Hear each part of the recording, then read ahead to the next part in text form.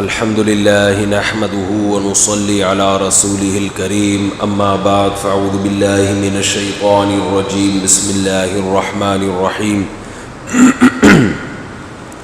لن ينال الله لحومها ولا دماؤها ولكن يناله التقوى منكم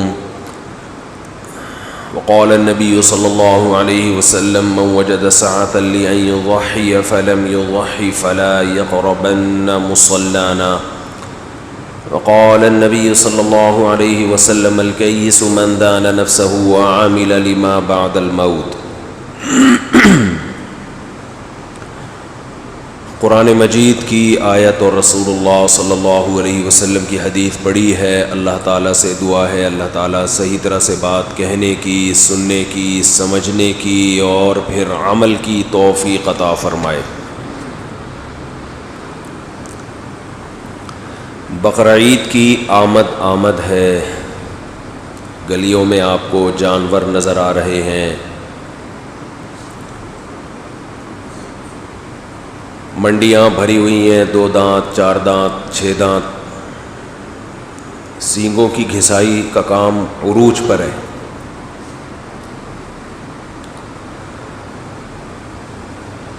یہ ایک رونق ہے. شاعر اسلام میں سے بقرعید ہے. شاعر کا مطلب کوئی بھی ایسا کام، ایسی علامت جسے دیکھ کر فوراً کسی دوسری شے کا تصور ذہن میں آتا ہے. آپ نے دیکھا ہوگا کمپنیوں کا ایک ٹریڈ مارک ہوتا ہے، لوگو ہوتا ہے. وہ لوگو کیوں ہوتا ہے؟ تاکہ وہ شکل، وہ صورت، وہ تصویر جب آپ دیکھیں تو فوراً آپ کے ذہن میں آئے کہ یہ کمپنی کی یہاں کوئی برانچ موجود ہے. آپ کو وہ تلاش کرنے میں آسانی ہو، مشکل نہ ہو.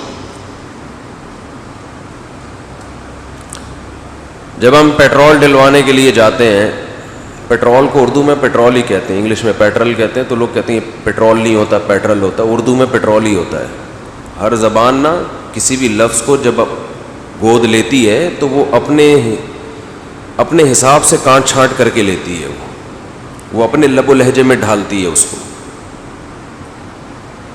تو اس میں زیادہ ٹینشن لینے کی ضرورت نہیں ہوتی. جب وہ ایک لفظ آ گیا اس میں تو آ گیا. اب کہتے ہیں نا بم پھٹائے، تو بم تو نہیں بوم ہوتا ہے، بوم پھٹائے. تو بھائی اردو میں وہ بم ہی ہے. بس دعا کرو پھٹے نہیں، چاہے وہ بم ہو یا وہ بوم ہو. اس پہ زیادہ فوکس کرو کہ پھٹے نہیں.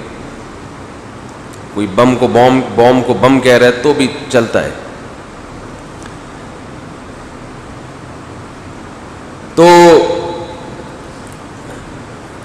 آپ پیٹرول ڈلوانے کے لیے جب گزرتے ہیں تو فوراً پتہ چل جاتا ہے پی ایس او کا ہے یا شیل کا ہے. فوراً پتہ چلتا ہے. حالانکہ ابھی آپ نے پڑھا بھی نہیں ہوتا، کلر سے اندازہ لگا لیتے ہیں. بھائی ریڈ کلر آ رہا ہے، یہ ڈیزائن آ رہا ہے تو شیل کا ہوگا. بلیو کلر آ رہا ہے، یہ ڈیزائن آ رہا ہے تو کس کا ہوگا؟ KFC کے برگر دور سے ہی آپ کو بلڈنگ دیکھ کے پتہ چل جاتا ہے.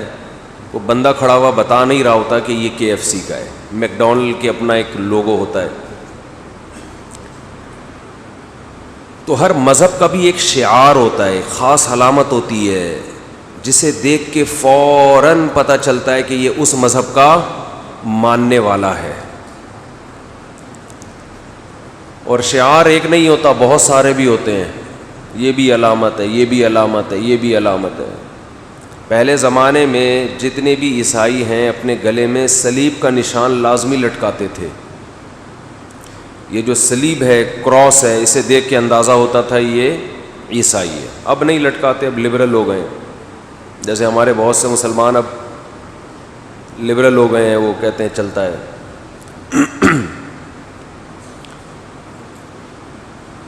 تو ایسے ہی ہر مذہب کا کوئی علامت، کوئی نشان. تو اسلام کے شعائر میں سے ایک شعیرہ، ایک شعار وہ بقرعید بھی ہے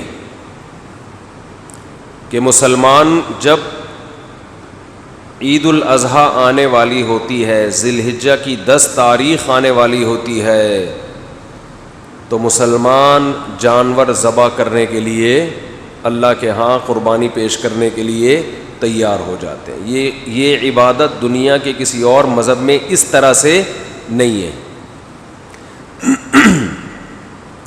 اور یہ عبادت پچھلے مذہبوں میں تھی، یہودیوں میں بھی تھی، عیسائیوں میں بھی تھی، مگر یہود و نصارہ میں جو فنٹر قسم کے علماء پیدا ہوئے، جنہوں نے جو لبرل قسم کے نا، جنہوں نے ہر چیز کو لاجک اور ایکچولی یہ تو اس لیے تھا، ان کے ہاں جب لبرل لوگ پیدا ہوئے نا، تو ایسے مولانا بھی پیدا ہوئے جنہوں نے ان لبرل لوگوں کو خوش کرنے کے لیے دین اور مذہب میں کانٹ چھانٹ بولو شروع کر دی کہ پبلک خوش رہے، تو انہوں نے دوسری شادی پہ پابندی بھی لگائی کہ عورتیں اس کو پسند نہیں کرتی اس لفظ کو، قربانی پہ پابندی لگائی کہ یار اتنے پیسے کسی غریب کو دے دو تو غریب بھی خوش ہو جائے گا، اور جو مولوی ایسی تقریریں کرے گا غریب اس مولانا سے بھی کیا ہو جائیں گے، بولنا پڑے گا، خوش ہو جائیں گے۔ اگر میں یہ بیان کروں کہ جتنے کا آپ کٹا لے کر آ رہے ہو ایک بچھڑا، اتنے پیسے کسی غریب بیٹی کو جہیز دے دو، ایک مثال دے رہا ہوں، تو لبرل لوگ اس نعرے سے بہت زیادہ خوش ہوں گے کہ یار زبردست بات کی، point to be noted, point کی بات کی ہے مفتی صاحب نے، انسانیت کی خدمت ہمارا نصب العین ہونا چاہیے۔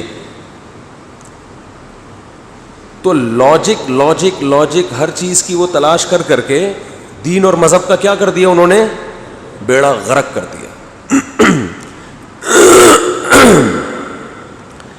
آج بھی ہمارے یہاں کچھ اسی قسم کی چیزیں چل رہی ہیں۔ یہ جو قربانی ہے نا، قربانی بقرعید کی، اس کا ایک بہت بڑا فلسفہ یہ ہے، ایک تو میرا گلا پتہ نہیں کیوں آج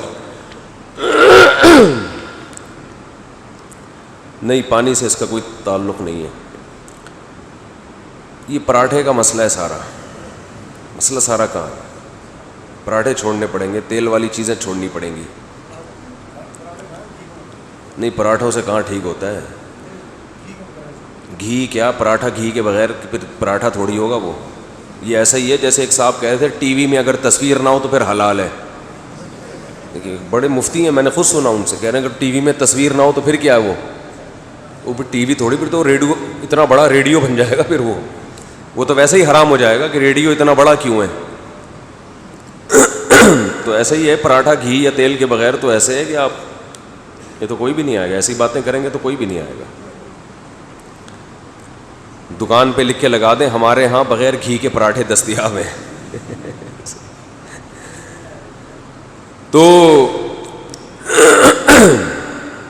تو میں یہ عرض کر رہا تھا، کیا عرض کر رہا تھا، ہاں، تو یہود و نصارہ نے اپنے جو لبرل قسم کے لوگ ہیں نا، ان کو خوش کرنے کے لیے کیا کیا، رجم کی سزا ختم کر دی، جیسے غامدی صاحب نے رجم کی سزا کیا کر دی ہے، ختم، بڑی وحشیانہ سزا ہے نا، شادی شدہ مرد، شادی شدہ عورت اگر زنا کرے تو اسلام کہتا ہے کہ ان کو زمین میں گاڑ کے پتھروں سے مار کے ہلاک کر دو۔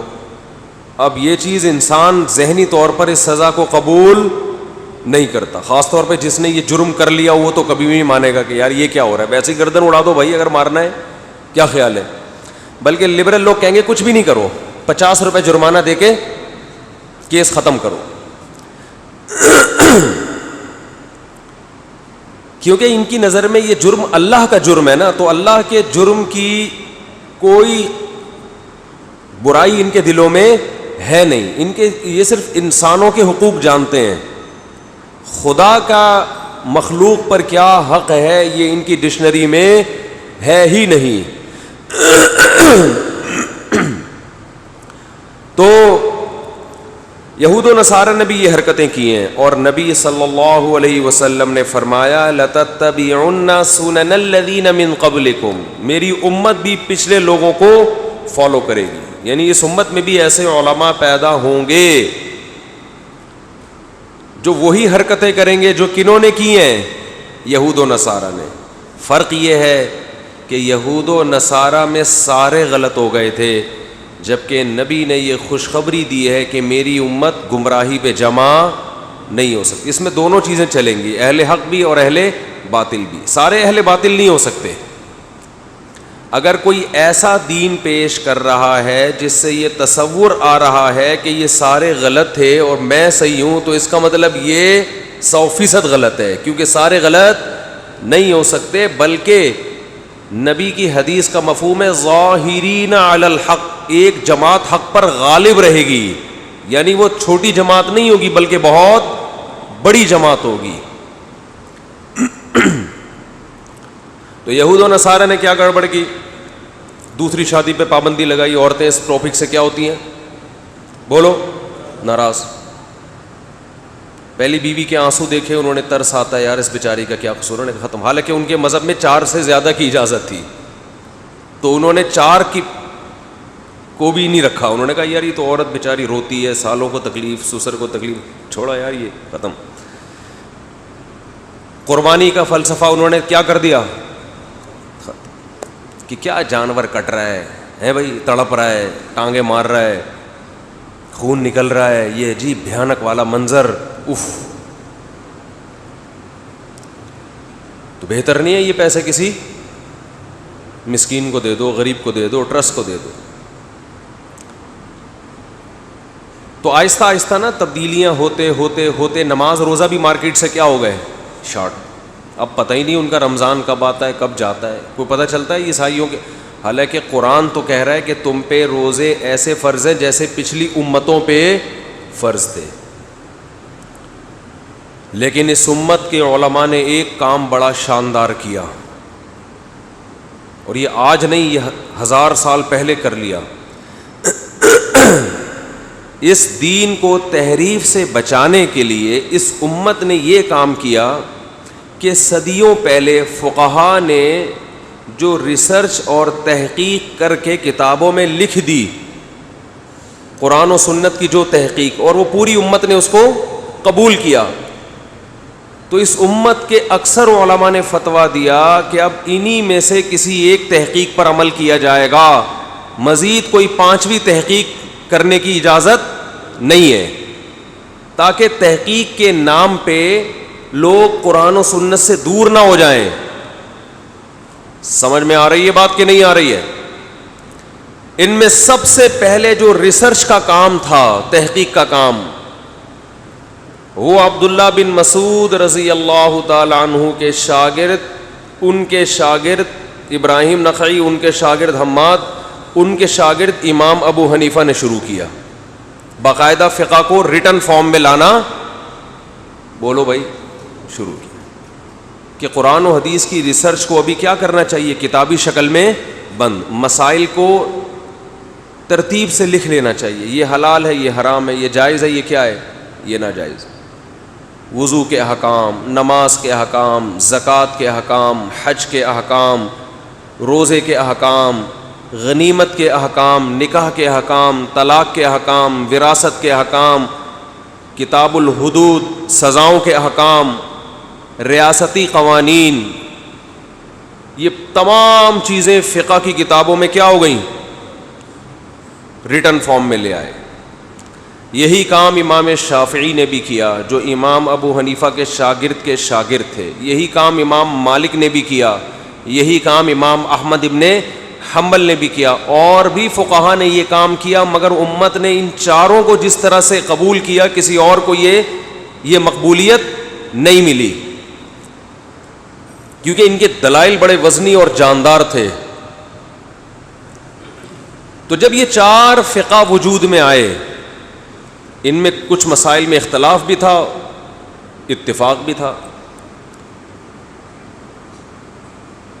تو اس وقت کے تمام علماء کا یہ فتویٰ آج بھی کہ اب اگر کسی نے اسلام کو فالو کرنا ہے تو اس کی تحقیق اگر ان 4 فقہا سے ٹکرائے گی تو اس تحقیق کو کہاں, دیوار پہ دے مارا جائے گا. وہ اس کی اپنی رائے ہوگی, وہ اسلام بولو نہیں ہوگا. اب اگر کوئی یہ سوال پوچھتا ہے نا کہ قرآن میں کہاں لکھا ہے کہ ان 4 کو فالو کرو, یہ بالکل ایسے ہی جاہلانہ سوال ہے جیسے کوئی یہ کہے کہ قرآن میں کہاں لکھا ہے کہ وہ حدیث کو صحیح مانو جو امام بخاری نے جس کو صحیح کہا ہو. قرآن میں کہاں لکھا ہے کہ مصحف عثمانی کو فالو کرو, جو حضرت عثمان نے قرآن مرتب کیا تھا اس کو فالو کرو. کہیں لکھا ہے قرآن میں؟ بولو بھائی. یا نبی نے فرمایا کہ اتنے سارے قرآن کے نسخے ہوں گے, وہ نسخہ جو حضرت عثمان مرتب کریں اس کو فالو کرنا, باقیوں کو جلا دینا. کہیں لکھا ہے یہ؟ بولتے کیوں نہیں بھائی؟ حضرت عثمان کے دور میں ہر آدمی نے اخپل طریقے سے قرآن لکھا ہوا تھا, ہر ایک کی ترتیب دوسرے سے بولو نا ڈفرینٹ تھی, مختلف تھی. حضرت حذیفہ نے حضرت عثمان کو خط لکھا کہ امت کو آپ اس اختلاف سے بچائیں جو یہود و نصارہ میں ہوا تھا. ان کی تورات میں تحریفیں شروع ہو گئیں, تو اس امت میں بھی قرآن میں کیا ہوں گی؟ لڑائیاں. ہر آدمی کی اپنی ترتیب ہے, ایک ترتیب پہ قرآن جمع ہونا چاہیے. حضرت عثمان نے صحابہ کو جمع کر کے ایک ترتیب پہ قرآن مرتب کیا اور باقی تمام نسخے جلا دیے, ختم کرا دیے. حالانکہ نبی نے اس کا حکم بولو نہیں دیا تھا. اور یہ جو قرآن ہم جس ترتیب سے ہم پڑھتے ہیں, پہلے سورہ بقرہ, آل عمران, نبی نے یہ ترتیب متعین بولو نا نہیں کی ہے. لیکن آپ اس ترتیب کو چینج کر سکتے ہو؟ اب کوئی نیا قرآن لے کر آئے, یہی قرآن ہو لیکن ترتیب چینج ہو, مان لو گے اس کو؟ اور وہ یہ دلیل دے کہ قرآن میں کہاں لکھا ہے یا حدیث میں کہاں ہے کہ یہ والی ترتیب کو فالو کرنا ہے, وہ والی ترتیب کو فالو نہیں کرنا. جیسے یہ جاہلانہ اعتراض ہوگا, اسی طرح یہ بھی ایک جاہلانہ اعتراض ہے کہ 4 فقہ کو فالو کرنے کا کہاں حدیث میں لکھا ہوا ہے, 5واں کیوں نہیں بنا سکتے ہم؟ اور اس سے بڑی جہالت یہ ہے کہ وہ یہ کہیں کہ ہم 4 کو نہیں مانتے, ہم صرف قرآن و حدیث کو مانتے ہیں. اس کا مطلب یہ 4 تورات اور انجیل کو مانتے تھے, قرآن حدیث کو ماننے والے اب پیدا ہوئے ہیں 15ویں صدی میں. انہوں نے گویا تورات اور انجیل پہ ریسرچ کر کے یہ مسائل لکھے ہیں. لفاظی ہے لفاظی. جیسے عورتوں کے حقوق کے نام پہ عورت کی کا استحصال ہو رہا ہے نا, عورت کی آزادی کے نام پہ بیڑا کس کا غرق ہو رہا ہے؟ عورت کا.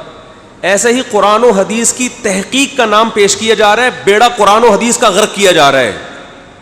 امت لیبل اتحاد کا لگایا جا رہا ہے کہ ہم 4 فقہ کو ختم کرتے ہیں, ایک قرآن پہ آ جاؤ, ایک حدیث پہ, لیبل اتحاد کا. لیکن عملاً 5واں فرقہ نکالا جا رہا ہے. ٹھیک ہے نا, کوئی 6واں نکال رہا ہے, کوئی 7واں نکال رہا ہے, کوئی 8واں نکال رہا ہے, اور لیبل سب نے بڑے خوشنما کہ ہم کیا کر رہے ہیں, امت کو متحد کر رہے ہیں.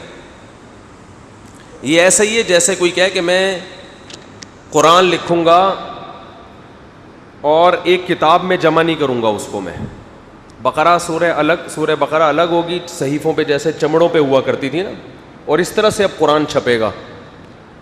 سورہ بقرہ کی چند آیتیں ایک پیج پہ ہوں گی, آل عمران کی کچھ الگ چمڑے پہ ہوں گی, چمڑوں پہ لکھوں گا, کاغذ پہ بھی نہیں. اور اس طرح ایک مٹکے میں کاغذ کو جمع کروں گا, یہ قرآن ہے.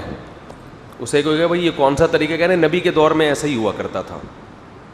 نبی کے دور میں قرآن واقعی ایسا ہی جمع ہوتا تھا. تو ہم کہیں گے جب ایک خلیفہ راشد نے ایک کام کیا امت میں جوڑ پیدا کرنے کے لیے, سب نے مان لیا, تو آپ کو بھی چاہیے اس کو مان لو. تو اسی طرح قرآن و سنت کے نام پہ جو ریسرچ کا کام ہے یہ کمپلیٹ پہلے ہو چکا ہے. اب نئی ریسرچ کی ہمیں چندہ ضرورت نہیں ہے. یہ نئے نئے فتنے آ کے آپ کو ریسرچ کے نام پہ الو بنا رہے ہیں.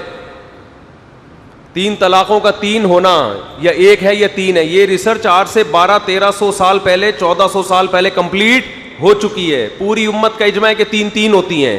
اب اگر کوئی نیا فتویٰ لا کے دے رہا ہے کہ 3 1 ہوتی ہیں, اس کی ریسرچ اٹھا کے اس دیوار پہ مار دو. سمجھ رہے ہو؟ بولے زیادہ فنٹر بننے کی ضرورت نہیں ہے, یہ ریسرچ ہو چکی ہے. چاہے وہ کتنے ہی خوشنما نعرے لگا رہا ہو, قرآن, میں صرف قرآن حدیث کو مانتا ہوں, میں صرف یہ جو منکرین حدیث ہے نا یہ صرف قرآن کو مانتے ہیں, کہتے ہیں ہم صرف اللہ کے کلام کو مانتے ہیں, اللہ کے کلام, ایسے اللہ کا لفظ بڑا گاڑا گاڑا استعمال کر, حالانکہ اللہ کو مانتے ہوتے تو حدیث کو بھی مانتے. اسی طرح جو قرآن اور حدیث کو مانتا ہے اگر وہ واقعی مانتا ہے تو فقہا کو مانے گا, وہ مانے گا فقہا کو, کیونکہ قرآن اور حدیث نہیں بتایا ہے کہ ہر ایک کی سمجھ ایک جیسی نہیں ہوتی. اس امت میں کچھ فقہا ہوں گے اور کچھ عام لوگ ہوں گے. عامی آدمی کا کام ہے فقہا کو فالو کرنا. یہ قرآن و سنت ہی سے ثابت ہے. اگر کوئی خود فنٹر بن کے سب کچھ بنا ہوا ہے, وہ قرآن و سنت کو ماننے کا لیبل لگا رہا ہے, حقیقت میں وہ قرآن و سنت کو نہیں مانتا. سمجھتے نہیں ہو نا بات کو. جب نہیں پڑھو گے رات کو تو کیسے سمجھو گے بات کو؟ رات کا مطالعہ بہت ضروری ہے. اچھا خیر, تو ہمارا یہ ٹاپک نہیں ہے. میں تو یہ بتا رہا ہوں کہ اس امت میں بہت بڑی گمراہی سے ائمہ اربعہ نے, امام ابو حنیفہ, مالک, شافعی اور احمد ابن حنبل نے, ان لوگوں نے اس امت کو بچا لیا ہے. اگر یہ فقہ مدون نہ ہوتا, 1200-1300 سال پہلے ریٹن فارم میں نہ آتا, تو ہر نیا مفتی قرآن و سنت کے نام پہ نئی کتاب لکھ رہا ہوتا. سمجھ رہے ہو؟ اور آج چونچو کا مربع بن چکا ہوتا دین. تو اس لیے امت کہتی ہے کہ انہی میں سے کسی ایک کو فالو کیا جائے. اور جب بھی اسلامی حکومتیں دنیا میں آئی ہیں, انہی میں سے کسی ایک فقہ کو ایز اے لا نافذ کیا گیا ہے. افغانستان میں جب سے اسلام آیا فقہ حنفی ہے, آج بھی ہے, لا کا حصہ ہے. خلافت عثمانیہ 700-800 سال چلی ہے, فقہ حنفی تھا. اس سے پہلے خلافت عباس جو تھی اس میں بھی زیادہ تر فقہ حنفی نافذ تھا. اندلس میں فقہ مالکیہ تھا. ایسا کہیں بھی نہیں ہوا کہ کوئی فقہ ہی نہ ہو, بس قرآن و حدیث پر عمل کریں گے. یہ پاکستان میں ہو رہا ہے کہ لا میں کوئی فقہ نہیں ہے, قرآن و سنت, کہ بھئی قرآن و سنت پہ عمل کریں گے. لیکن جس کا جب جی اٹھتا ہے قرآن و سنت کی غلط تشریح کر کے لا پاس کر کے بولو نافذ کر دے. خلا کا دیکھو نا, یہ جو آج کل عدالتوں میں خلا دیا جا رہا ہے, اس پہ قرآن و سنت کا لیبل لگایا ہوا ہے. جج وہ قرآنی آیتیں باقاعدہ پڑھ رہا ہوتا ہے, حالانکہ ان آیتوں کا وہ مفہوم کوئی بھی بیان نہیں کرتا جو مفہوم عدالت بیان کر رہی ہے. لیکن لیبل کیا لگا دیا؟ بولو قرآن و سنت. تو جب ایک فقہ کے پابند نہیں ہوتے نا تو پھر یہ ہوتا ہے. سمجھتے ہو؟ تو یہ اللہ کا بڑا فضل ہے کہ اسلامی قانون صدیوں پہلے ریٹن فارم میں آ گیا. فقہا نے بتا دیا کہ بقرعید میں قربانی کا مطلب قربانی ہی ہے, کچھ اور اس کا مطلب بولو نہیں ہے. چاروں فقہ میں, فقہ حنفی میں بھی, مالکی میں بھی, شافعی میں بھی, حنبلی میں بھی, فقہا نے واضح طور پہ لکھ دیا کہ اگر آپ بقرعید کے دنوں میں اللہ کا تقرب, اللہ کا قرب حاصل کرنا چاہتے ہیں تو آپ کو جانور کی گردن بولو کاٹنی پڑے گی. بظاہر یہ بڑا عجیب عمل ہے, یہ کیا ہو رہا ہے, اس گائے کا کیا قصور ہے؟ اب ہمارے بچے ہمیں کہہ رہے ہیں ابو معصوم سا بچھڑا لے کر آنا. بچے میرے 2 ہفتے سے پیچھے پڑے ہوئے ہیں, کیا لے کر آنا؟ کوئی گائے لے کر آئیں معصوم. اب کل میں نے ایک چھوٹی بچی سے پوچھا, میں نے کہا کیا مطلب معصوم؟ تو چھوٹی بچی کہتی ہے پخراٹ قسم کی نہ ہو. یہ پتہ نہیں لفظ کہاں سے سیکھ رہے ہیں, پخراٹ, پخروٹ, خراٹ, سوری, کہہ رہی خراٹ نہ ہو. چھوٹی بچی ہے, کہہ رہی خراٹ نہ ہو, یعنی وہ مارنے والا. تو میں نے کہا پھر کہہ رہی معصوم گائے ہو. میں نے کہا جانور سارے معصوم ہی ہوتے ہیں, ایسا نہیں ہوتا کہ وہ پڑوسی جو لے کر آئے وہ کبیرہ گناہ کی مرتکب تھی اور ہماری والی کیا ہوگی, اس کے کہیں خدا نخواستہ کوئی اسکینڈل چل رہا ہو اس کا. بچوں کو تو میں نے نہیں کہا, لیکن تو جانور سارے کیا ہوتے ہیں بولو نا, معصوم ہی ہوتے ہیں بھائی. کوئی معصوم سی گائے. وہ ایک صاحب کہنے لگے نا کہ حاملہ گائے کو ذبح کرنا گناہ ہے. میں نے کہا کیوں؟ کہہ رہے اس معصوم بچے کا کیا قصور ہے جو اس کے پیٹ میں ہے. ہم نے کہا اس کی ماں نے کوئی کیا کیا ہے, کوئی ناجائز تعلقات ہے کیا ہے بھائی, وہ بھی تو معصوم ہی ہے. جانور چاہے نابالغ ہو یا بالغ ہو, سب کیا ہوتے ہیں, معصوم ہی ہوتے ہیں. تو فقہا نے لکھا ہے کہ اگر حاملہ گائے کو ذبح کر دیا تو بچہ پیدا ہوگا, تو اختلافی مسئلہ ہے. بعض کہتے ہیں ویسے ہی کھا جاؤ, فقہاء حنفیہ کہتے ہیں ذبح کر کے کھا جاؤ. تو اس میں کوئی حرج نہیں ہے, لیکن بہتر ہے کہ نہ کیا جائے یہ. خیر, تو اسلام اسی شکل میں فقہ کی کتابوں میں فقہا نے کیا کر دیا, محفوظ. صدیوں پہلے یہ کام کر دیا تاکہ اس امت میں تحریفات کا دروازہ نہ کھل جائے. طلاقیں غصے میں دے دیں, اب ندامت ہو رہی ہے, تو ہر مفتی کا دل چاہتا ہے ان کو گنجائش دی جائے کہ یار کسی طرح یہ آپس میں مل جائیں, لیکن اسلام نے کیا کر دیا, بولو بند, نہیں مل سکتی, ختم. لوگ رو رہے ہوتے ہیں, آئے دن مسائل ہوتے ہیں, رو رہے ہوتے ہیں, کوئی گنجائش. میں کہتا ہوں بھائی میرا دین ہوتا تو گنجائش دے دیتا, میرا تھوڑی دین ہے, اللہ کا بنایا ہوا دین ہے, ہم تو نقل کرنے والے ہیں. اب آپ کے آنسو, آپ کے بچے, اللہ کو اگر ترس آ جاتا ہے وہ قانون دوبارہ سے نازل کر دیتا ہے تو ٹھیک ہے, تو زبان کو احتیاط سے استعمال کرنا چاہیے نا. ابھی پرسوں ترسوں مسئلہ آیا, اس نے کہا اگر تم نے ماموں سے بات کی تو تم مجھ پر حرام ہو, بلا وجہ ماموں سے بات کرنے پر حرام. یہ کوئی بات ہے؟ انسانیت ہے تو گدھا پن ہے یا نہیں ہے؟ بیوی کو ماموں سے بات کرنے سے روک کیوں رہے ہو؟ ایک تو پہلی بات یہ ہے, ماموں کا رشتہ تو قریب ترین رشتوں میں سے ہے نا. یہ بھی ایک ٹیکنیکل فالٹ ہے آج کل مردوں میں. دیکھو کچھ چیزیں ایسی ہوتی ہیں جن پہ پابندی لگانا ممکن نہیں ہوتا, اور اس میں آپ کی مخالفت ہوگی. آپ نے اپنی بیوی پہ پابندی لگا دی, اپنی ماں سے بات نہیں کرو گی, اس کا مطلب آپ خود بہت بڑے جاہل ہو. لوگ کہتے ہیں وہ ماں جو ہے نا اپنی بچی کو خراب کر رہی ہے اس لیے میں نے پابندی لگائی ہے. خراب کر رہی ہو یا نہیں کر رہی ہو, اس خرابی کی اصلاح کی کسی اور طرح سے کوشش کرو. بچی پہ پابندی لگا دو کہ ماں سے بات نہیں کرے گی, یہ طریقہ ہی ٹھیک نہیں ہے. یہ تو آپ غلط کر رہے ہو. یہ ایسا ہی ہے جیسے لڑکی کا باپ پابندی لگا دے بیوی پر, اپنی بیٹی پر, کہ اپنی میاں سے بات چیت نہیں کرو گی, تو عورت مانے گی اس پابندی کو؟ کہے گی ابا شادی کیوں کی تھی, میرا میاں ہے. تو ایسے ہی اگر میاں پابندی لگا دے کہ ابا سے بات نہیں کرو گی, تو یہ میاں کے جاہل ہونے کی دلیل ہے. لوگ کہہ رہے ہیں وہ ابا خراب کر رہا ہے بیٹی کو, تو خراب کر رہا ہے صحیح کر رہا ہے, وہ اس کا کوئی اور حل سوچو. ابے بھائی یہ ایسا ہی ہے جیسے روٹی کھانے سے پیٹ خراب ہو رہا ہے, کھانا کھانے سے پیٹ خراب ہو رہا ہے, تو حکیم کہ کھانا ہی نہیں کھانا آپ نے, تاکہ فساد کی جڑ کیا ہو جائے, ختم. تو کھانا ہے, پیٹ صحیح کرنے کی کوشش کرو. تو یہ جو محرم رشتے ہیں, قریبی رشتے ہیں, لڑکی کا ابا ہے, بہن ہے, بھائی ہے, اس سے بات لگانے پر, بات چیت کرنے پر کسی کا باپ بھی پابندی نہیں لگا سکتا. جو پابندی لگائے گا وہ خود غلط ہے. اور پابندی کیسے لگاتے ہیں؟ تم نے اپنی بہن سے بات کی تو تمہیں طلاق, تم نے اپنی بہن سے بات کی تو تم مجھ پہ حرام, تم نے اپنے ماموں سے, یہ کیسز آ رہے ہیں. پھر کہہ رہے ہو کہ حرام سے میری نیت تو یہ تو تھا ہی نہیں, میں تو ڈرانے کے لیے کہہ رہا تھا.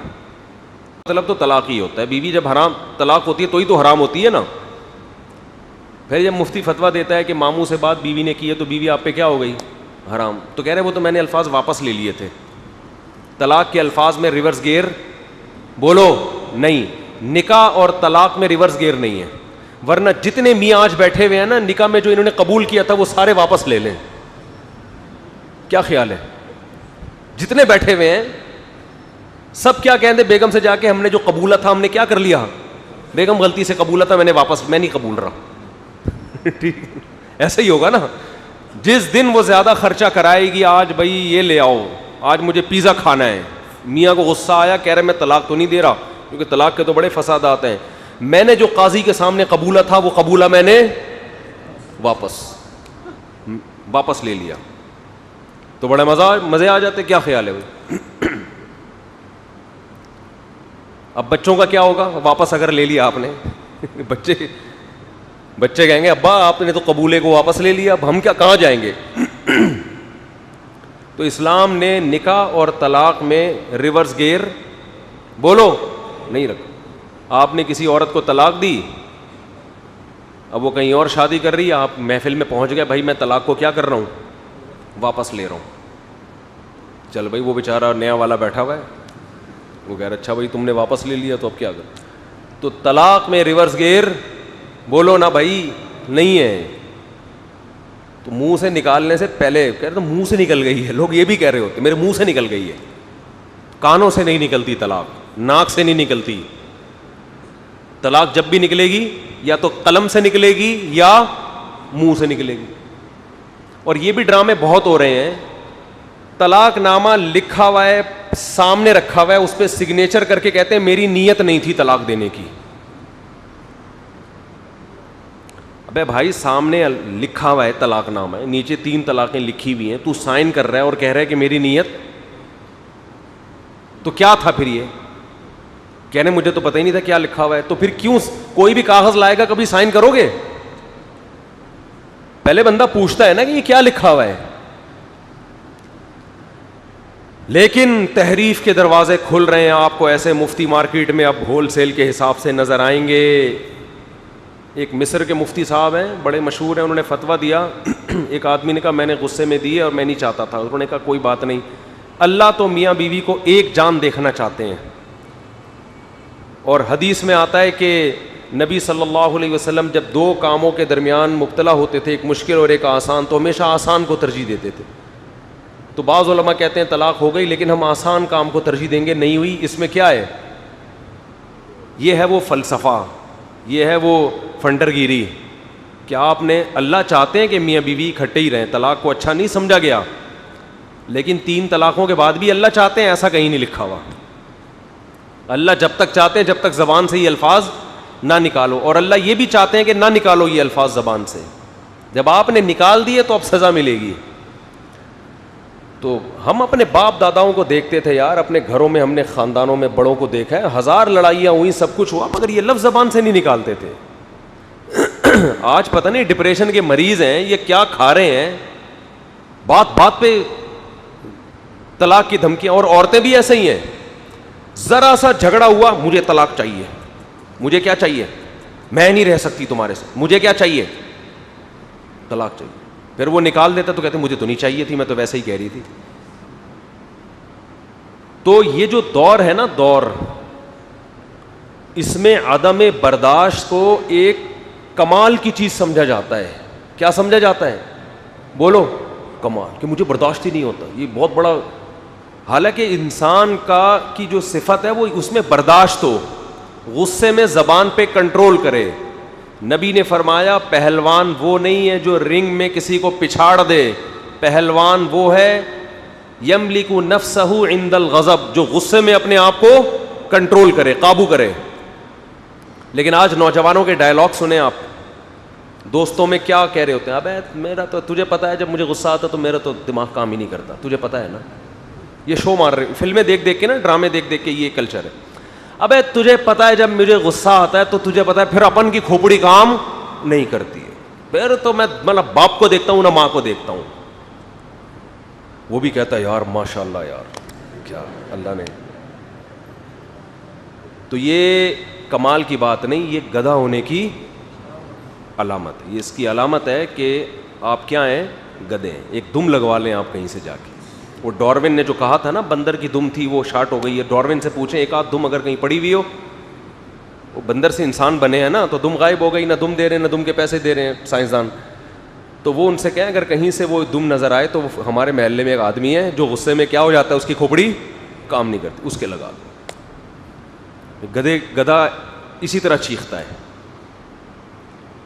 مرد کو اللہ نے اختیار دیا ہے طلاق کا, اس لیے کہ مرد میں قوت برداشت بولو زیادہ. اگرچہ خواتین اس کو مانتی نہیں ہیں, خواتین کہتی ہیں ہم میں قوت برداشت زیادہ ہے, ایسا نہیں ہے. کل میں ایک جم گیا, ان جم والوں نے کہا میں ہمارا نام نہیں لینا ممبر پہ, نام لیے بغیر بتانا. میں نے ان سے پوچھا کہ آپ کے یہاں خواتین کا بھی انتظام ہے ٹریننگ میں؟ تو انہوں نے کہا تھا, اب نہیں ہے.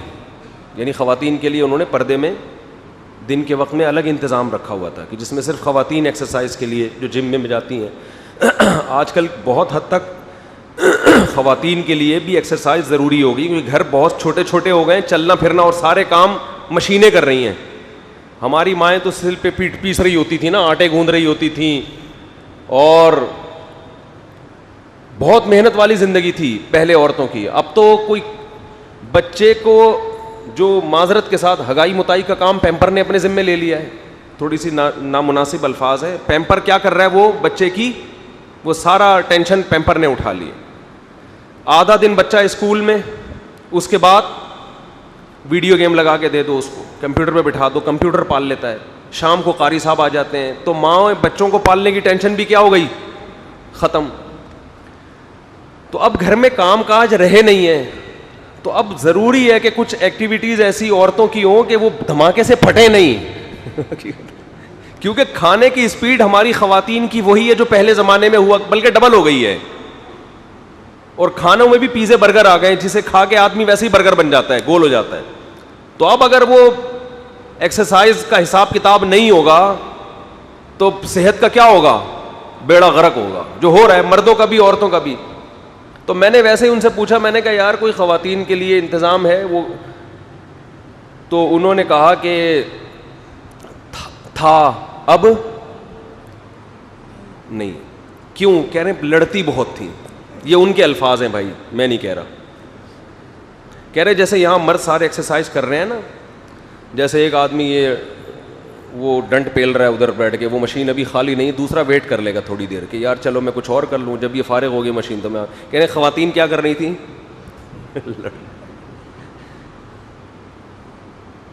کہ بھائی تم گھنٹہ ہو گیا میں تمہیں دیکھ رہی ہوں یہاں پہ، تم کے جہیز میں ملی ہے تمہیں یہ مشین ہے، چھوڑ ہی نہیں رہی، یہاں سب کا حق ہے.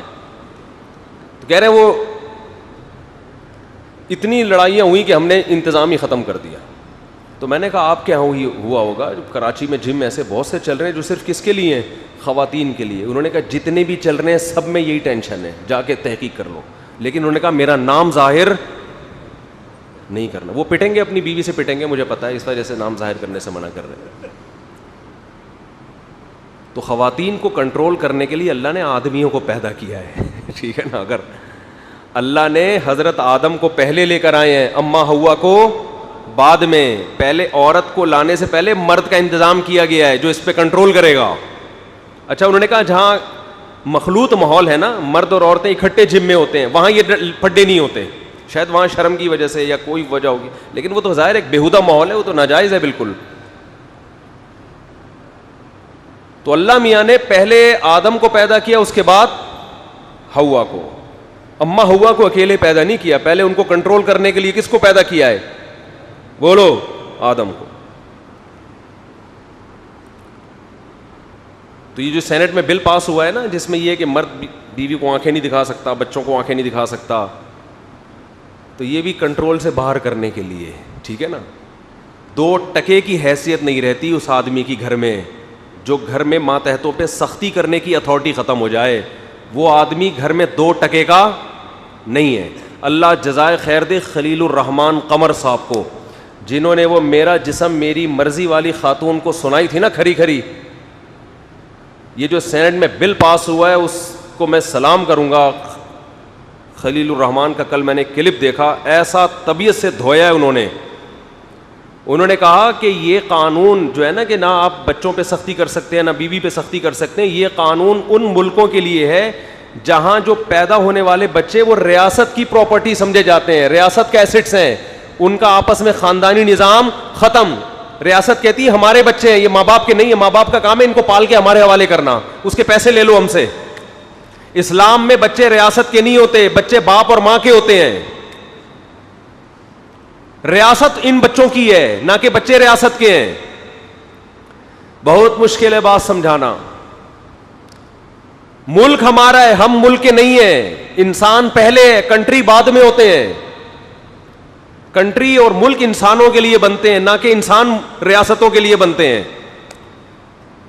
انسان کو آزادی دی ہے اللہ نے، انسان کو زیادہ حقوق دیے ہیں. کنٹری اور ریاست کا کام ان حقوق کی پاسداری ہے، نہ کہ ان حقوق کو پامال کرنا اور اپنے حکام ان کے اوپر تھوپ دینا. یہ نہیں ہے. باپ کا حق اسلام نے، ماں کا حق اسلام نے خدا کے بعد، رسول کے بعد سب سے زیادہ بتایا ہے، اور آپ اسی کو آنکھیں دکھانے سے منع کر رہے ہو.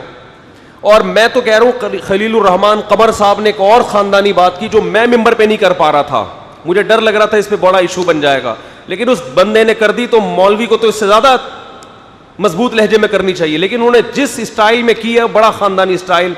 انہوں نے کہا اس کلچر میں جس نے باپ کو اولاد پہ ہاتھ اٹھانے سے منع کیا، ماں کو اولاد پہ ہاتھ اٹھانے سے منع کیا، شوہر کو بیوی پہ سختی کرنے سے روک دیا، اور ٹیچروں کو شاگردوں پہ ہاتھ اٹھانے سے منع کیا، اس لا نے ٹیچر کی ویلیو بھی 2 ٹکے کی کر دی ہے.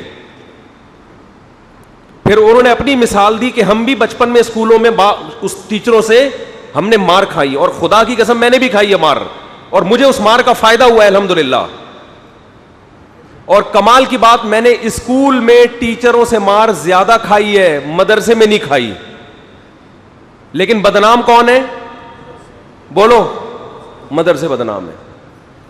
8 سال مدرسے میں نے ٹیچر سے مار نہیں کھائی, لیکن اسکول میں پہلی سے لے کے میٹرک تک ہم نے شاید ہی کوئی دن ایسا ہو جس میں مار نہ کھائی ہو. اب آپ اس کو ہمارا کمال سمجھیں یا ٹیچروں کا کمال سمجھیں یا ہماری نالائکی, کیوں مار کھا رہے ہیں؟ مفتی صاحب اتنا پٹ کیوں رہے تھے آپ؟ سوال پیدا ہوتا ہے. آخر اسٹیمنا چاہیے نا, پہلی جماعت سے پٹنا شروع ہوئے کب تک؟ میٹرک تک پٹے.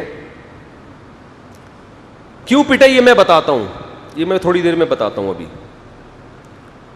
لیکن اس پٹنے میں کبھی ہمارے دل میں اپنے ٹیچر کے خلاف دل میں ہلکا سا بال بھی پیدا بولو نہیں. ہم نے کہا استاذ ہے, بڑے ہیں, ہمیں پڑھا بھی تو رہے ہیں, آج جو کچھ ہم انہی کی وجہ سے تو ہیں.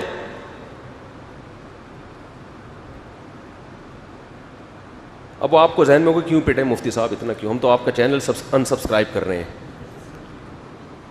بھائی ہم پٹے اس لیے تھے کہ ہمیں پڑھنے لکھنے کا بالکل بھی شوق بولو نہیں تھا, بالکل بھی شوق نہیں تھا پڑھنے لکھنے کا. یہ تو مدرسے میں جا کے شوق پیدا ہوا ہے. اس میں ہماری کھیلنے کودنے کی عمر تھی یار, ہمیں شرارتوں میں زیادہ مزہ آتا تھا. تو اکثر اسکول لیٹ پہنچ رہے ہوتے تھے. ہماری ایک فیمیل ٹیچر تھیں, ان کا بچوں نے پیار سے نام چنگیز خان کی بہن رکھا ہوا تھا, ٹھیک ہے نا. وہ بہت سخت تھی.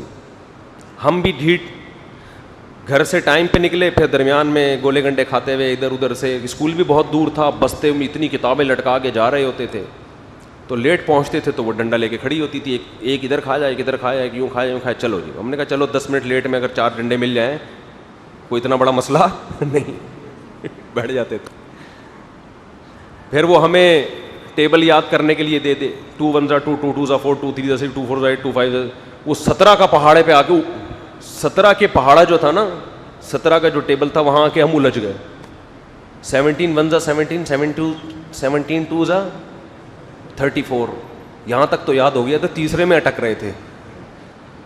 ابے ہم نے کہا کون یاد کرے گا, مار کھا لو, یہ آسان ہے اس کو. تو اس پہ ہمیں یاد ہے 5ویں کلاس میں ہم سب بچوں کو کھڑا کر کے, ہماری انگلیوں کے درمیان ہماری فیمیل ٹیچر تھیں, میں ان سے ملنے گیا. اب 5ویں کلاس, 4تھی کلاس تھی, 5ویں میں ٹیچر تھیں فیمیل, انہوں نے ایسے انگلیوں کے درمیان پینسل رکھ کے ہمیں یوں دبایا ہے, سورس بہت تکلیف ہوئی, ہم چیخ رہے ہیں. پھر مجھے یاد ہے 200 بیٹھ کے کان پکڑ کے اٹھک بیٹھک, اس کی وجہ سے اللہ کا شکر ہے آج تک 28 صحیح کام کر رہے ہیں. 200 بیٹھ کے. لیکن ہمیں ان ٹیچر کے بارے میں ذرا بھی بال نہیں ہے. ماں باپ نے بھی سکھایا تھا بھائی ٹیچر تو فیمیل ٹیچر ہے, ماں کی طرح ہے, میل ہے باپ کی طرح ہے. تو وہ 4تھی کلاس میں جن ٹیچر سے ہم پٹے تھے, مجھے بہت یاد آتی تھی کہ یار کبھی ان سے ملنے جانا چاہیے. اب تو وہ تو ظاہر ہے ہم 4تھی کلاس 5ویں میں, وہ 4تھی میں نکل گئی تھی, ہم 5ویں میں نکل کے کہیں چلے گئے, دوسرے اسکول میں آ گئے. اس کے بعد سے ان سے کوئی لنک پتہ نہیں کہاں. اب جب میں مشہور ہو گیا تو مجھے خیال آیا شاید وہ بھی ہمارے بیان سنتی ہوں, شاید وہ بھی ہمارا بیان سنتی ہوں کہ بھئی یہ بچہ تھا جو ہم سے اتنا پٹا تھا. تو مجھے ایک دم خیال آیا, تو میں نے انکوائری کی, ان کے گھر تک پہنچا, ان کے جہاں وہ ان کے بھائی رہتے. تو ان کے بھائی سے کہا کہ آپ کی جو سسٹر تھیں ان سے ہم نے 1 سے 4 تک پڑھا ہے اور پٹے بھی ہیں الحمدللہ, اور بڑے شوق سے پڑھایا انہوں نے. تو وہ کہاں ہیں؟ انہوں نے بتایا کہ جی وہ تو ادھر کہیں رہتی ہیں کہیں. انہوں نے لوکیشن, میں نے کہا ذرا ان کو نمبر دیں, میں ان سے بات کرنا چاہتا ہوں. ان کو میں نے فون کیا, میں نے کہا آپ مجھے پہچانتی ہیں؟ انہوں نے کہا آپ طارق مسعود بات کر رہے ہو. سبحان اللہ, کتنے سال ہو گئے, میرا خیال ہے یہ 1980 کی بات کر رہا ہوں میں, 1980 کے بعد سے لے کے 2021, کتنے سال ہو گئے؟ ابے 41 نہیں ہو گئے, ہاں 40 سال بعد رابطہ ہو رہا ہے. یہ زیادہ نہیں ہو گئی, سوری 84, 35 سال بعد, 1984 یا 85, 35 سال کے بعد میں نے کہا یار رابطہ کرتے ہیں. تو انہوں نے بتایا کہ طارق مسعود بات کر رہے ہو. میں نے کہا جی. انہوں نے بتایا کہ ہم تو آپ کے بیان سن رہے ہیں, مجھے تو تھا ہی نہیں کہ یہ وہی بچہ ہے جو پٹتا تھا ہم سے. کہہ رہے میں تو آپ کے اتنے بیانات سنے اور بڑے زبردست, تو مجھے کسی نے بتایا کہ یہ وہی طارق مسعود ہے جو آپ کے اسکول میں آپ سے پڑھتا تھا, پٹتا بھی تھا, اور انہوں نے مجھے ایک دن نقل بھی کرائی تھی. کیونکہ وہ ٹیچر میرا خیال بہت کرتی تھی. مجھے یاد ہے میں ایک امتحان میں پھنس گیا تھا, انہوں نے آ کے بتایا دیٹ لکھ دو, دیٹ. تھوڑی سی دھاندلی کی انہوں نے, لیکن ان کو یہ تھا کہ یار چلو پٹ اتنا رہا ہے, اب امتحان تو پاس کراؤ نا اس کا. تو مجھے وہ نقل بھی یاد رہ گئی. یہ غیر شرعی کام ہے, لیکن چوتھی کلاس میں انہوں نے مجھے آ کے اسپیشل تھوڑی سی نقل بھی کرائی. ان کو یہ ترس آیا کہ اتنا پٹا ہے تو اب فیل نہ ہو جائے امتحان میں, چل بھائی یہ لکھ دے. تو ہم نے لکھ دیا. ہم نے کہا, وہ مجھے یاد رہ گیا کہ انہوں نے میری مدد کی ہے. تو انہوں نے کہا کہ ہم آپ کا بیان کب سے, تو مجھے کسی نے بتایا کہ وہی. تو انہوں نے کہا کہ مجھے تو بڑی خواہش تھی کہ اس بچے کا نمبر تلاش کرو. تو خیر میں اپنے گھر والوں کے ساتھ گیا, فیملی کے ساتھ, ان سے ملا, ان کا شکریہ ادا کیا. تو یہ میں کیوں بتا رہا ہوں, ہم تو مار کھا کے بھی ہمارے دل سے عقیدت الحمدللہ ختم, اور اپنے وہ ٹیچر ابھی بھی ہمیں یاد ہیں. اور بہت سارے ٹیچر ہیں جن کو تلاش کرنے کی کوشش کر رہا ہوں, لیکن کچھ تو مارکیٹ سے ہی بیچارے, مارکیٹ تو نہیں کہنا چاہیے ٹیچروں کے لیے, ہماری زبان پہ مارکیٹ کا لوگ دنیا سے چلے گئے. ٹھیک, کچھ زندہ ہیں, بوڑھے ہو گئے. تو کوشش کر رہا ہوں ایک ایک سے ملوں. تو لیکن آپ یہ دیکھو, ہمارے ہاں جو ابھی جو کلچر معاشرے میں جس کلچر کو پروموٹ کر رہے ہیں نا, ماں باپ بچے سے پوچھتے ہیں بیٹا ٹیچر نے سختی تو نہیں کی, تو آپ اپنے بچے کو استاذ کے خلاف کیا بنا رہے ہو, باغی بنا رہے ہو. بچے کو تو یہ کہو, یہ سکھاؤ. جیسے میں ہمارے ایک استاذ ہیں, انہوں نے اپنا واقعہ سنایا کہ میرے بیٹے نے گھر میں آ کے والدہ سے شکایت کی کہ مجھے قاری صاحب نے ڈانٹا ہے بہت زور سے, مجھے قاری صاحب نے بہت زور سے ڈانٹا ہے, یہ پتہ نہیں تھپڑ مارا ہے کیا کیا ہے. تو بچے کی والدہ نے کہا ٹھیک ہے ابو آئیں گے تو ان کو بتاؤں گی میں, وہ قاری صاحب کی کلاس لیں گے. تو وہ استاذ ہمیں اپنا واقعہ بتا رہے, میرا جب بیٹا آیا, اور وہ استاذ بھی مدرسے کے بڑے محتمم ہیں, مدرسہ بھی انہی کا, محتمم کا تو ایک روب ہوتا ہے نا کہ میرے بیٹے پہ کون ہاتھ اٹھائے گا بھائی, میرے بیٹے پہ, میرے ہی مدرسے میں قاری صاحب نے ہاتھ کیسے اٹھا لیا. تو کہتے ہیں میں نے اس کو بچے کو بلا کے پوچھا کیا مسئلہ, انہوں نے کہا وہ قاری صاحب نے تھپڑ مارا ہے, پتہ نہیں ڈانٹا ہے.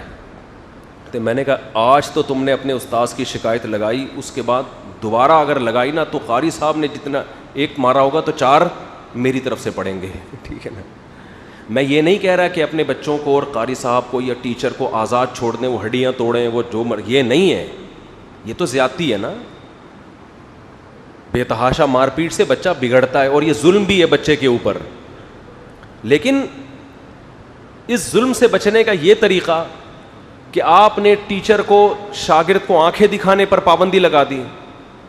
ہمیں یاد ہے کالج میں جب ہم تھے نا, ایس ایم سائنس کالج, اس وقت بھی پروفیسر حضرات طلبہ کو ایک آدھ تھپڑ لگا دیا کرتے تھے, اور طلبہ آگے سے جواب نہیں دیتے تھے, مگر اب نہیں ہے یہ. تو یہ جو ہمارے لبرل لوگ ہیں, انہوں نے گھر میں باپ کو 2 ٹکے کا کر دیا ہے, جس کا کام ہے کھلانا پلانا, گیس بجلی کے بل دینا, مگر وہ یہ بچے کو پالے گا یہ کہہ کے کہ یہ میرا نہیں ہے بلکہ میں ریاست کی ایک نئی نسل کو پال رہا ہوں. ماں کو بھی 2 ٹکے کا کر دیا, جو ماں اپنی اولاد پہ ہاتھ نہیں اٹھا سکتی. شوہر کو بیوی کی نظروں میں 2 ٹکے کا کر دیا. نہیں آ رہی بات. اور اللہ بھلا کرے آپ کا, ٹیچر کو شاگردوں کی نظروں میں بولو 2 ٹکے کا کر دیا. جرمنی میں ایک یونیورسٹی ہے, میرا ایک شاگرد پڑھ کر آیا. اچھا میں پڑھا رہا تھا, ایک شاگرد سو رہا تھا نا. طلبہ میں ہوتا ہے بعض دفعہ سو رہے ہوتے ہیں سبق کے دوران, کچھ ہوتے ہیں ہر جماعت میں اس طرح کے 2-3 سوتو ہوتے ہیں. تو میں نے ذرا اس کو ڈانٹ لگائی کہ بیٹا سبق ہو رہا ہے, آپ سو رہے ہو یار. تو ہمارے ایک شاگرد ہے جرمنی سے آیا, انہوں نے کہا کہ جرمنی جب ہم یونیورسٹی میں پروفیسر پڑھاتے ہیں تو کوئی اسٹوڈنٹ اگر سو جائے تو پروفیسر کو اس کو اٹھانے کی اجازت نہیں ہے, آپ کا کام ہے لیکچر دینا, پتلی گلی سے نکل لیں.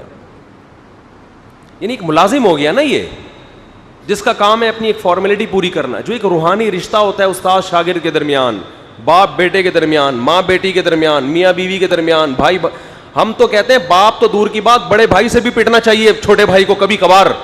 میں اکثر اپنا ایک واقعہ بیان کرتا ہوں, میں دورہ حدیث کر کے آ چکا تھا, مولانا بن چکا تھا میں, کسی بات پہ ہمارے بڑے بھائی نے ہمیں کوٹ دیا پکڑ کے, صحیح ہے نا. اور اب وہ واقعہ بڑا لمبا ہے, جو کس بات پہ کوٹا. مجھے بڑا غصہ آیا کہ یار بڑے بھائی نے کیا کیا ہے, تھپڑ مارے ہمیں, 2 تھپڑ مارے تھے انہوں نے. کوٹنے کا مطلب میرا یہ نہیں ہوتا ہے وہ بے تحاشا, وہ کوٹنے بھائی 2 تھپڑ بھی کوٹنا پٹنا ہی کہلاتا ہے, 2-3 تھپڑ لگا دیے. مجھے بڑا غصہ آیا کہ یار میں ہم مولوی بن گئے یار, اتنے بڑے ہو گئے, اور بڑے بھائی نے ایسے بلا وجہ ہاتھ اٹھایا. میں اپنا کیس مدرسے میں لے کر گیا, علماء کے سامنے رکھا. 1-2 حضرات نے کہا اچھا ٹھیک ہے آپ کے بھائی کو بلاتے ہیں, ہم ذرا انکوائری کرتے ہیں, یہ غلط ہے, اگر غلطی کی ہے تو وہ سوری کرے, چھوٹے بھائی صحیح ہے جو بھی ہے. جو میرے شیخ و مرشد ہیں نا, جو میرے پیر ہیں جن سے میں بیعت ہوں, ان کے سامنے جب یہ کیس گیا تو انہوں نے مجھے بلایا, کیا کہانی ہے. میں نے کہا جی انہوں نے ایسے 2 تھپڑ مارے. انہوں نے یہ نہیں پوچھا کس بات پہ مارے, انہوں نے کہا روزانہ مارتے ہیں یا کبھی کبھار. میں نے کہا روزانہ کا تو معمول حضرت کا, ڈیلی کا تو ایسا معمول نہیں ہے. بہت دنوں کے بعد پٹے, بچپن میں تو پٹتے تھے لیکن اب بہت ٹائم کے بعد. تو مجھے کہنے لگے کہ بڑا بھائی اگر سال میں 1 دفعہ بغیر کسی وجہ کے چھوٹے کو کوٹ دے تو بڑا ہونے کا اتنا تو حق بہرحال بنتا ہے, یہ شو کرنے کے لیے کہ بڑا کون ہے, میں پہلے پیدا ہوا ہوں, تو بعد میں آئے. ہاں سال میں 1 دفعہ سے زیادہ ہو تو پھر انکوائری ہونی چاہیے, بھائی کیا بگاڑا ہے اس نے.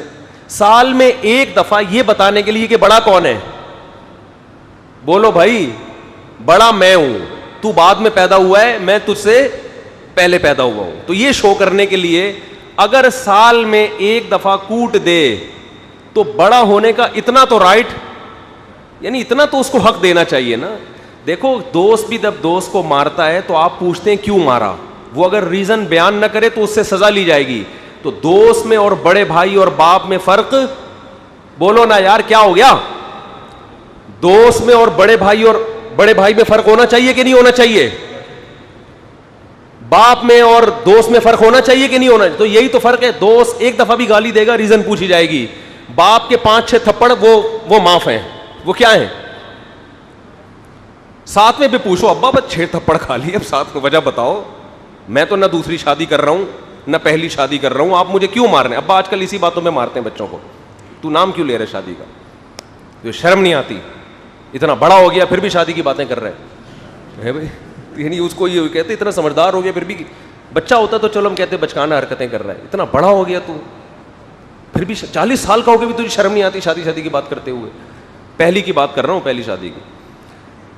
تو جب ہمارے پیر و مرشد نے یہ کہا نا کہ بڑے بھائی کو اتنا تو حق ہونا چاہیے کہ سال میں 1 دفعہ غریبی میں ویسے ہی, تو اس کی انکوائری کی آپ کو اجازت نہیں. تو مجھے بات سمجھ میں آ گئی, میں نے کہا ٹھیک ہے یار, کوئی روز تھوڑی پٹ رہے ہیں, کیا خیال ہے, روز تھوڑی پٹ رہے ہیں, پٹ لو یار, مار کھا لو, پتلی گلی سے نکل لو. یہ اس سے گھر میں محبت کا ماحول بنتا ہے. جب تک آپ دوسرے کا حق پہچان کے دینے کی ہر آدمی اگر حق چھیننے کی کوشش کرے گا تو میرے بھائی پھر گھر میں محبت کا ماحول نہیں بنے گا. ابا کو یہ رائٹ ہونا چاہیے بلا وجہ بھی, کبھی کبھار, بار بار نہ ماریں بگڑے گا بچہ, کبھی کبھار بلا وجہ بھی ویسے ہی کوٹ دیں. آج ابا کا میٹر شارٹ تھا, اٹھا کے 2 لگا دیے. ویسے بہت غصہ کیوں مارا بھائی, ویسے مجھے بہت غصہ آ رہا تھا. غصہ تیری اماں پہ آ رہا تھا, وہاں نکال نہیں سکتے تو نکالا کس پہ, کچھ پہ نہیں.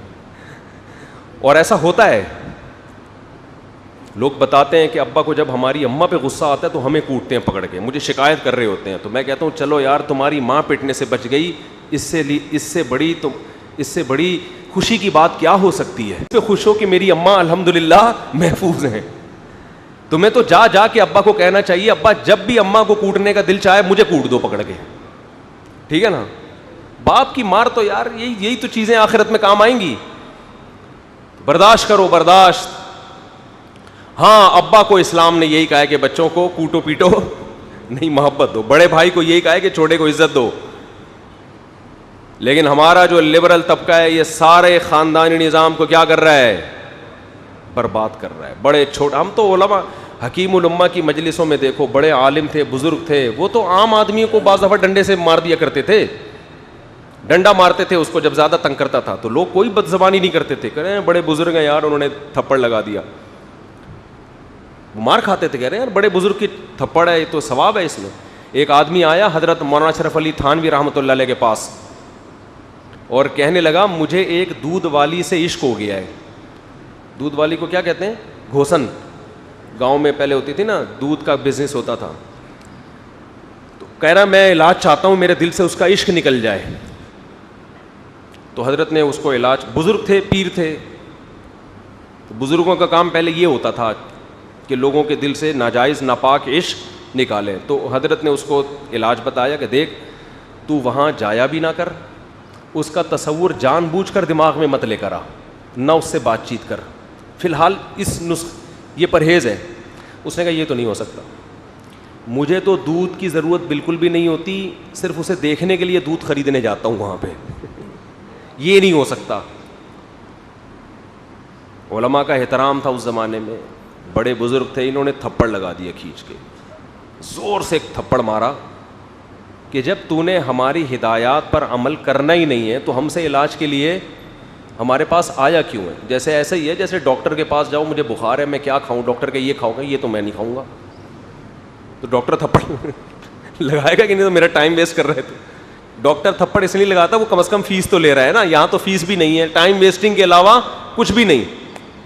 تو انہوں نے ایک تھپڑ لگایا, لوگوں میں تمیز تھی, ادب تھا, اس نے بدتمیزی نہیں کی آگے سے, بزرگ ہیں مار دیا, تھپڑ چلا گیا. اگلے دن آیا کہنے لگا حضرت وہ تھپڑ جب سے لگایا نا وہ عشق میرا ویسے ہی نکل گیا, ختم ہی ہو گیا, کراماتی تھپڑ تھا وہ. تو آج چھوٹوں میں بڑوں کا ادب مارکیٹ سے شارٹ. اس لیے میں کہتا ہوں بڑے کو کہ چھوٹوں کی موجودگی میں اپنے باپ سے ڈانٹ کھایا کرو اور پھر برداشت کرو تاکہ تمہارے چھوٹے تمہارا احترام کریں. جب بچہ دیکھے گا اپنے باپ کو کہ یہ دادا کا احترام کر رہا ہے, میرے دادا کا, اس کی ڈانٹ مار کو برداشت کر رہا ہے, تو بچہ بھی آپ کو پھر برداشت کرے گا. لیکن وہی بات ہے, دادا بننے سے پہلے ہی فوت ہو جاتے ہیں. فوت کیوں ہو رہے ہیں؟ اس لیے کہ باپ اتنی دیر سے بنتے ہیں کہ دادا بننے کی عمر نکل چکی ہوتی ہے. وہ تو باپ بننے کی عمر نہیں ہوتی, وہ اتفاق سے بن جاتے ہیں. ہر چیز کی ایک ایج ہوتی ہے بھائی. خیر, جو ہم قربانی پہ لے کے چلے تھے, بس بات کو میں سمیٹ کے ختم کرتا ہوں. خلیل الرحمان صاحب کے اس کلپ کو زیادہ سے زیادہ شیئر کریں اور اپریشیٹ کریں, کیونکہ ایک ڈرامہ نگار جب اس طرح کی بات کرتا ہے تو اس کو زیادہ ویلیو دی جاتی ہے. ایک مولوی بات کرے گا, لوگ کہتے ہیں مولاناؤں کا تو کام ہی یہی ہے, لیکن ایک ڈرامہ لکھنے والا آدمی جو لبرل سمجھا جاتا ہے, جب وہ اس طرح کی بات کرے گا تو وہ زیادہ, اس کا اثر زیادہ ہوتا ہے. تو کیونکہ میڈیا سارا خلاف بول رہا ہے تو آپ نے اپریشیٹ کرنا ہے, ہر جگہ اس کو پروموٹ کرنا ہے اور لائک کرنا ہے ان کی ویڈیوز کو, اپریشیٹ کرنا ہے کہ آپ خاندانی آدمی ہو, بات کیا کر رہے ہو خاندانی, اپنی روایات کے بھی امین, اپنی مذہب کے بھی امین ہو آپ. اور یہ جو لوگ بیٹھے ہوئے ہیں نا جو اس طرح کے قانون بنا رہے ہیں کہ باپ نہ آنکھیں دکھا سکتا ہے نہ ڈانٹ سکتا ہے, تو یہ باپ جیسے ان کے الفاظ ہیں کہ اس سے باپ کی ویلیو گھر میں 2 ٹکے کی بھی نہیں رہے گی, وہ ملازم بن جائے گا اور نتیجہ یہ نکلے گا وہ ذمہ داری اٹھانا چھوڑ دے گا, وہ پھر زنا کی طرف جائے گا. بھائی نکاح کر کے لانے کی ضرورت نہیں ہے, زنا کرو, زنا, عورت سے کام نکالو اور نکلو پتلی گلی سے, بیوی بنا کے گھر میں لاؤ گے ٹینشن ہوگی, اس کا نقصان بالآخر عورت کو ہوگا, مرد کو نہیں ہوگا. سمجھتے ہو کہ نہیں سمجھتے ہو؟ اور میں کہتا ہوں اگر یہ حقوق نسواں والے انسانیت کے اتنے ہی خیر خواہ ہیں تو جیسے مردوں کو پابند کیا ہے نا کہ عورت کو آنکھیں نہیں دکھا سکتے, بچوں پہ ہاتھ نہیں اٹھا سکتے, ایسے ہی پھر عورت کو پابند کریں کہ وہ مرد سے پیسے نہیں مانگ سکتی, وہ اپنا کمائے گی. یورپ میں تو ایسا ہی ہوتا ہے, سمجھتے ہو؟ مرد کے ذمے نہیں ہے اس کو گھر لے کے دے, مرد کے ذمے نہیں ہے گیس بجلی کا بل دے, وہاں آدھا آدھا ہوتا ہے. 2 انڈے آتے ہیں ناشتے میں, بیگم صاحبہ کا انڈا ان کے پیسوں سے, آپ کے انڈے آپ کے پیسوں سے, ڈبل روٹیاں 2 آئیں گی, بریڈ.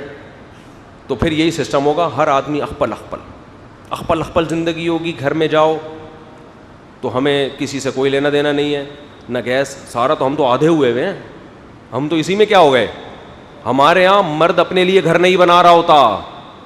یہ جتنے مرد ہیں نا ان میں سے 99% وہ ہیں جنہوں نے بیوی بچوں کی خاطر پراپرٹی بنائی ہے کہ مر گئے تو ان کا کیا ہوگا, کروڑوں روپے ان کے لیے چھوڑ کے جاتے ہیں. اتنے با وفا ہوتے ہیں. ہاں مجھے پتا ہے کہ نالائق بھی بہت ہیں, لیکن ریشو اچھے لوگوں کا الحمدللہ معاشرے میں زیادہ ہے. گورا اتنی ٹینشن نہیں اٹھاتا کہ بیوی بچوں کے لیے پراپرٹی چھوڑ کر جائے, وہ وہ دھواں چھوڑ کے جاتا ہے سگریٹ کا, اس کے علاوہ کچھ نہیں چھوڑتا.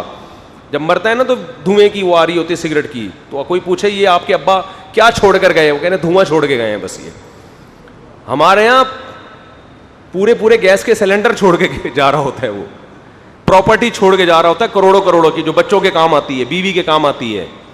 سمجھتے نہیں ہو, اگر ان کو یہ بیوی بچوں کا غم نہ ہو تو یہ کوئی پراپرٹی نہ بنائے. اکیلا آدمی تو کہیں بھی رہ لے بھائی, کیا ضرورت ہے اتنی پراپرٹی اور گھر بنانے کی. تو اتنی ٹینشن اٹھاتا ہے, اس کو حکم دے دیا کہ آپ کی جو بچی اگر بوائے فرینڈ کے ساتھ آئے گی تو آپ اس کو آنکھیں نہیں دکھا سکتے. بیگم صاحبہ جو مرضی کریں آپ اس کو آنکھیں نہیں دکھا سکتے. تو نتیجہ یہی ہوگا کہ مرد کہے گا جب میں کچھ سختی نہیں, رو بھی نہیں رہا ہے میرا, تو میں کیا کروں بھائی, اور نکل پتلی گلی سے, یہ میرا گھر ہے, تو اپنا گھر الگ بنا. اور اب ہو رہا ہے ایسے, اب ایسا ہونا شروع ہو گیا ہے کہ اب تو جہیز میں آدمیوں کو گھر بھی چاہیے کہ بیگم صاحبہ گھر لے کر آئیں جہیز میں. اور بعض قوم میں پورے فلیٹ مردوں کو جہیز میں ملتے ہیں, پورے فلیٹ مل رہے ہیں جہیزوں میں بھائی, گاڑیاں مل رہی ہیں. اور مہر دیکھو 25,000 روپے مہر, وہ بھی سکہ رائج الوقت لکھا ہوتا ہے آخر میں. ابے 25,000 میں سکہ رائج الوقت لکھنے کی کیا دھوکہ دے گا کوئی, وہ بھی وراثت میں تقسیم ہو رہا ہے, اتنے سے مہر ہیں. خیر, تو میں یہ عرض کر رہا تھا کہ اس امت نے اسلامی قانون کی حفاظت کی اور دین میں تحریف کے دروازوں سے روک لیا. اب قربانی کا مطلب کیا ہے, قربانی جانور کٹے گا, اتنے پیسے کسی غریب کو دیں گے تو قربانی ادا نہیں ہوگی. لیکن یہ 3 دن تک سہولت ہے, 10, 11, 12. چوتھے دن جانور کاٹنا عبادت نہیں ہے, 5ویں دن جانور کاٹنا عبادت نہیں. اس لیے میں بار بار کہتا ہوں صدقے کے بکرے کا اسلام میں کوئی تصور نہیں ہے. جانور کاٹنا ان 3 دنوں میں عبادت ہے. حتیٰ کہ فقہا نے لکھا ہے ان 3 دن میں قربانی نہیں کر سکے, چوتھے دن جانور ملا, آپ کو گم ہو گیا تھا, اب اسے کاٹو نہیں.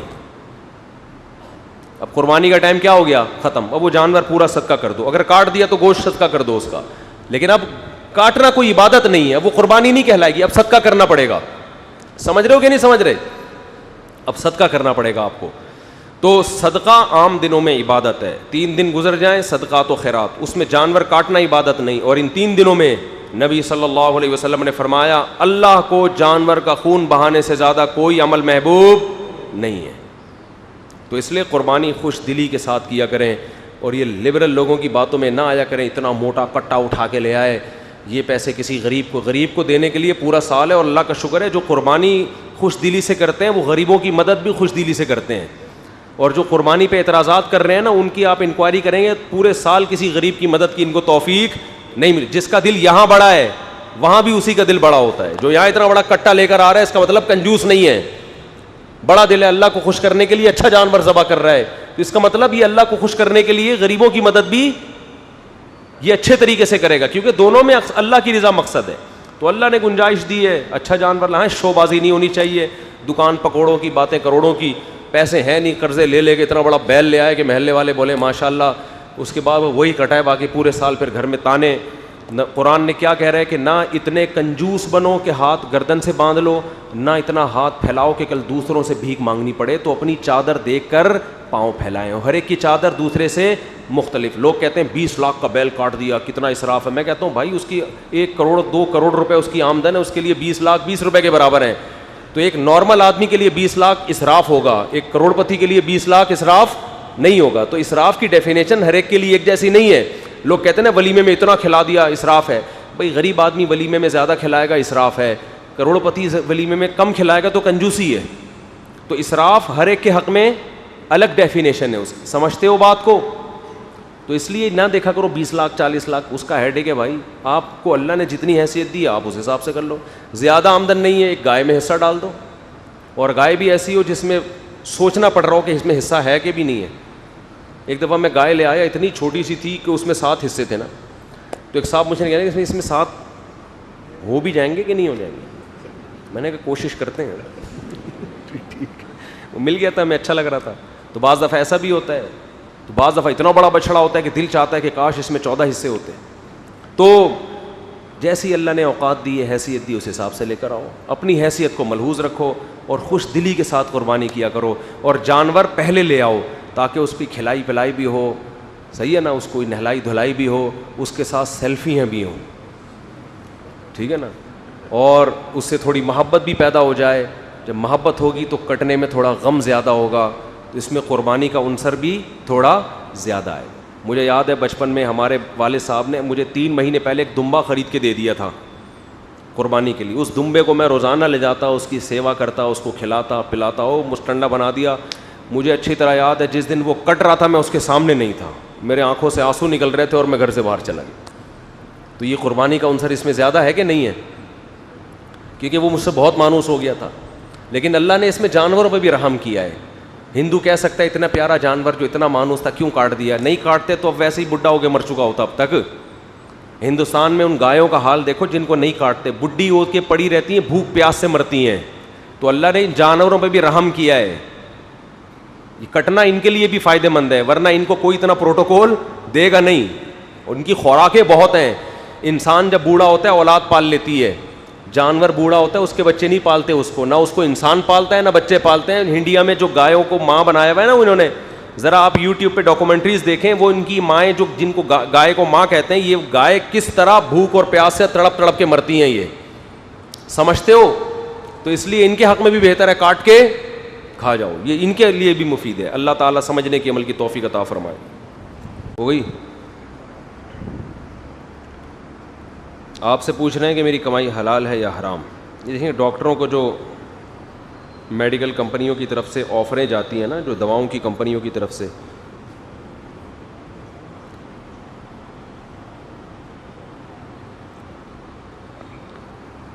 اس پہ ان کو رشوت دی جاتی ہے کہ آپ یہ دوا فروخت کروائیں, اس پہ آپ کو گاڑی ملے گی, باہر کے ویزے ملیں گے. یہ خالصتاً رشوت ہے جو بالکل جائز نہیں ہے. جب یہ رشوت ہے تو ایسا کام کرنا بھی ناجائز ہے. تو جن صاحب نے مسئلہ پوچھا ہے, اگر صرف اس حد تک ہو کہ ڈاکٹروں کو دواؤں کا انٹروڈکشن کروائیں اور اس کی آپ کمپنی سے تنخواہ لیں تو یہاں تک تو جائز ہے.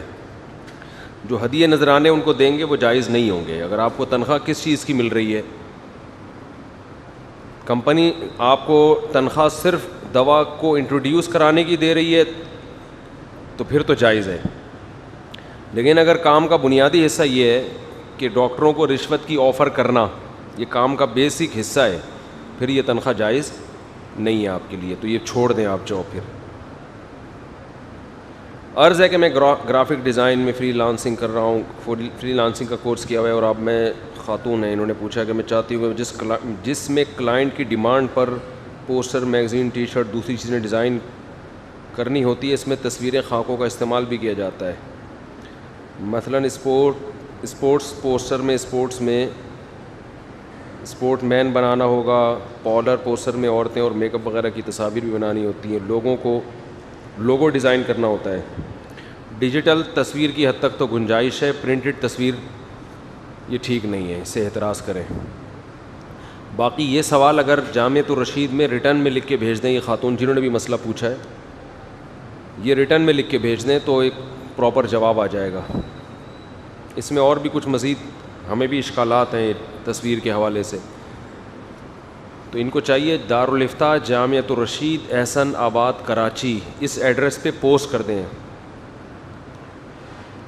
کیا مرحوم کو اس کی اولاد کا گناہ ملتا ہے؟ میرے والد کا انتقال ہو گیا ہے, اگر مجھ سے خدا نخواستہ کوئی گناہ ہو جائے تو کیا اس کی سزا میرے والد کو ملے گی؟ اگر ابا نے تربیت ہی نہیں کی تھی تو پھر تو اولاد جب گناہ کرتی ہے تو ابا کو بھی گناہ ہوگا اس کا, کیونکہ آپ نے تربیت کی کوشش نہیں کی.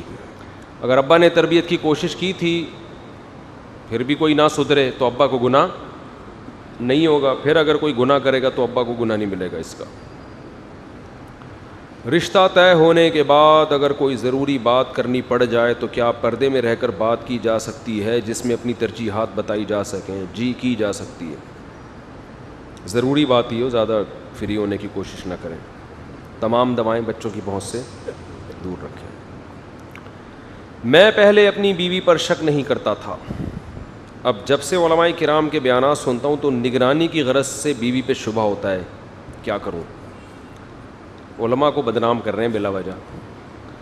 بیوی پہ شک کرنا, شبہ کرنا خامخواہ میں کوئی دلیل ہے نہیں, تو یہ تو بندے کے خراب ہونے کی علامت ہے. دیکھو ایک بات یاد رکھو, عورت اگر اپنے شوہر پہ شک کرے نا, یہ اتنا برا نہیں ہے, یہ محبت کی علامت ہے. وہ نہیں چاہتی کہ میرا میاں عورتیں تو کرتی ایسی ہیں نا کہ وہ چاہتی ہیں میاں، ان کو عورتوں کو پتہ ہوتا ہے کہ آدمی لوگ اکثر ٹھرکی ہوتے ہیں، ان کو پتہ ہوتا ہے، ان کو پتہ ہوتا ہے کہیں بھی آنکھ مٹکا کا موقع ملا یہ آنکھ مٹکا کرے گا، تو وہ موبائل میں بھی گھستی ہے اور نگرانی بھی کرتی ہے اور شک بھی کرتی ہے. یہ برا نہیں ہے، یہ ہر عورت کی نیچر ہے، اس میں غیرت ویرت میں آنے کی ضرورت نہیں ہوتی. لیکن موبائلوں میں گھسنا ویسے برا کام ہے، جائز نہیں ہے، لیکن عورتیں ان کو یہ ہوتا ہے شبہ کہ یہ آنکھ مٹک کے کر رہا ہوگا. لیکن اگر مرد عورت پہ شک کرنا شروع کر دے نا، بیوی پہ، تو پھر یہ بے غیرتی ہے.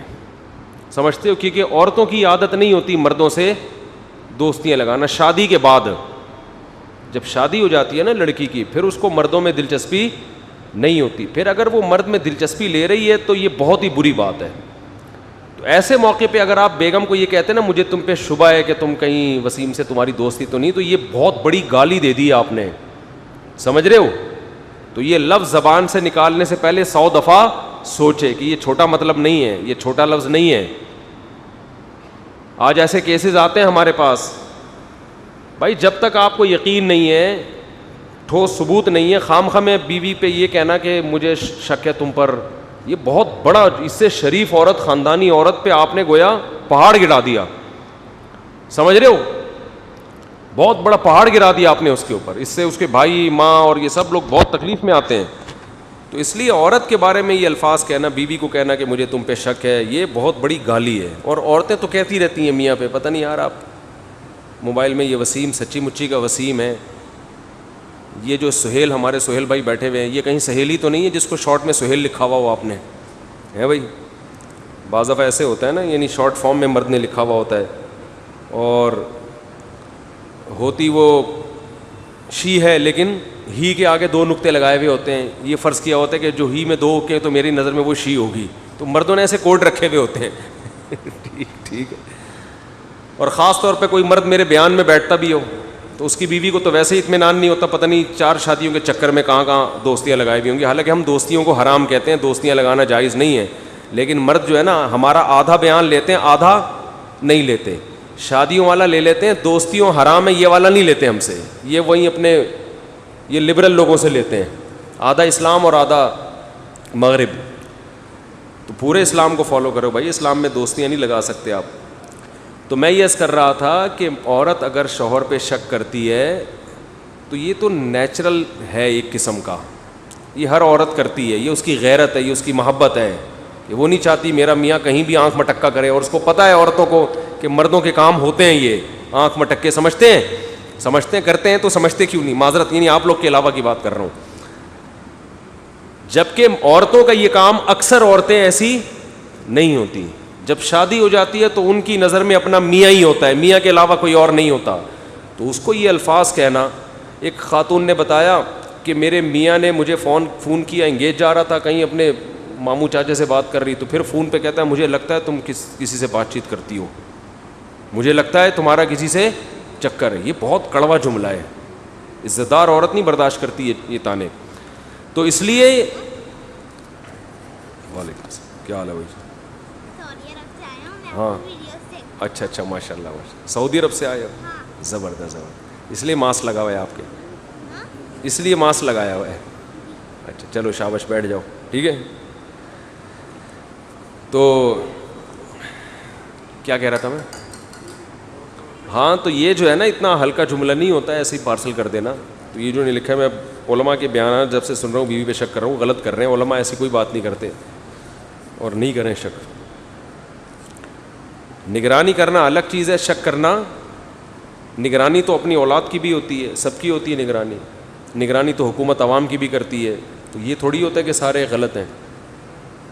کیا یہ صحیح حدیث سے ثابت ہے کہ حضرت محمد صلی اللہ علیہ وسلم کا سایہ مبارک نہیں تھا؟ نہیں، ایسا کچھ نہیں ہے، بلکہ صحیح حدیث سے ثابت ہے کہ آپ کا سایہ تھا. جب آپ تھے تو سایہ بھی ہوگا نا. کیا حضرت عیسیٰ علیہ السلام آسمانوں میں زندہ ہیں؟ اگر زندہ ہیں تو ان کی عمر کتنی ہے؟ اور جب قرب قیامت میں ان کا نزول ہوگا تو ان کی عمر کیا ہوگی؟ اور کہاں ان کا انتقال؟ اور کیا ان کے انتقال کے بعد فوراً قیامت آ جائے گی؟ حضرت عیسیٰ علیہ السلام آسمانوں میں زندہ ہیں، ان کی عمر اتنی ہی ہے جس عمر میں وہ اٹھائے گئے تھے، تقریباً 40 سال مفسرین لکھتے ہیں. تو اللہ نے ان کے حق میں وقت کو روک دیا ہے. جب وہ نازل ہوں گے تو اتنی ہی عمر ہوگی جتنی عمر میں وہ اٹھائے گئے تھے. 40 سال کے لگ بھگ ان کی عمر ہوگی, اور ان کا پھر انتقال ہوگا. ان کو دفن کہاں کیا جائے گا؟ بہت سے مفسرین نے لکھا ہے کہ رسول اللہ صلی اللہ علیہ وسلم کے روضے میں نبی صلی اللہ علیہ وسلم, حضرت ابو بکر, حضرت عمر, اور ایک قبر کی جگہ خالی ہے. تو بہت سے مفسرین کی رائے یہ ہے کہ حضرت عیسیٰ علیہ السلام وہاں پر دفن ہوں گے, واللہ عالم. باقی ان کے انتقال کے بعد فوراً قیامت نہیں آئے گی, ٹائم لگے گا اس کے آنے میں. ان کے انتقال کے بعد تو اسلام کا مشن پورا ہوگا نا, اس پوری دنیا میں اسلام غالب ہو چکا ہوگا, تو پھر ٹائم لگے گا. اللہ تعالیٰ قیامت تو بدترین لوگوں پہ آئے گی, جب حدیث میں آتا ہے ایک شخص بھی اللہ کا نام لینے والا نہیں ہوگا, اس وقت قیامت آئے گی. مفتی صاحب, کیا کھرے جانور پر قربانی ہو جاتی ہے؟ یہ کھرے کیا ہوتا ہے بھائی؟ ہیں کھڑا ہوا جانور, اسی کو کر دیں کھیرا. کھیرے جانور, اگر بچڑا گائے 2 سال مکمل ہو چکا ہے, 2 سال کا مطلب جب آپ اس کے گلے پہ چھری پھیر رہے ہیں, تو اس چھری پھیرنے سے پہلے پچھلی بقرعید سے پہلی والی بقرعید میں پیدا ہوا ہو وہ, یعنی اسلامی لحاظ سے 2 سال جب بھی ہوں گے نا, جب پچھلی بقرعید سے پہلے جو بقرعید تھی اس میں پیدا ہو چکا ہو. اگر بقرعید کے پہلے دن پیدا ہوا تو ایک بقرعید اور اگلی بقرعید میں بقرعید کے پہلے دن جس وقت پیدا ہوا وہ ٹائم گزرنے کے بعد آپ کر سکتے ہیں. سمجھتے ہو؟ اگر بقرعید کے پہلے دوسرے دن پیدا ہوا تو اگلی سے اگلی بقرعید کے دوسرے دن تو کر سکو گے, پہلے دن نہیں کر سکتے, اور دوسرے دن بھی وہ ٹائم گزرنے کے بعد. تو پورے 2 سال گائے میں, بھیل میں, بھینس میں, بچڑے میں کم سے کم اسلامی 2 سال کا ہونا ضروری ہے. کھیرا ہونے سے کوئی فرق نہیں پڑتا. کھیرے جانور کی قربانی اس لیے نہیں کی جاتی کہ کیا پتہ یہ 2 سال کا ہے کہ نہیں ہے. جب جانور کے 2 دانت نکلتے ہیں تو اس کا مطلب 2 سال سے اوپر کا ہو چکا ہے وہ. سمجھتے ہو؟ نہیں سمجھتے؟ تو اگر کسی کے گھر کا جانور ہے, وہ کھیرا بھی ہے, اس کو پتہ ہے 2 سال ہو چکے ہیں, تو ذبح کر سکتا ہے اس کو. اور اگر کسی نے بیچا جانور کھیرا اور آپ کو اس کی بات پہ یقین ہے, اس نے کہا کہ بھئی 2 سال کا ہو چکا ہے, پچھلی سے پچھلی بقرعید میں پیدا ہوا تھا, تو اس کی بات پر اگر آپ کو یقین آتا ہے تو ٹھیک ہے, یقین نہیں آتا تو پھر قربانی نہ کریں آپ. اور بکرا میں 1 سال کا ہونا ضروری ہے. بکرا کتنے سال کا ہونا ضروری ہے؟ وہ پچھلی بقرعید کو پیدا ہو چکا ہو, پھر اس بقرعید کو ذبح کر سکتے ہیں آپ. اس کی سالگرہ پہ اس کو ذبح کر دیں بیچارے کو.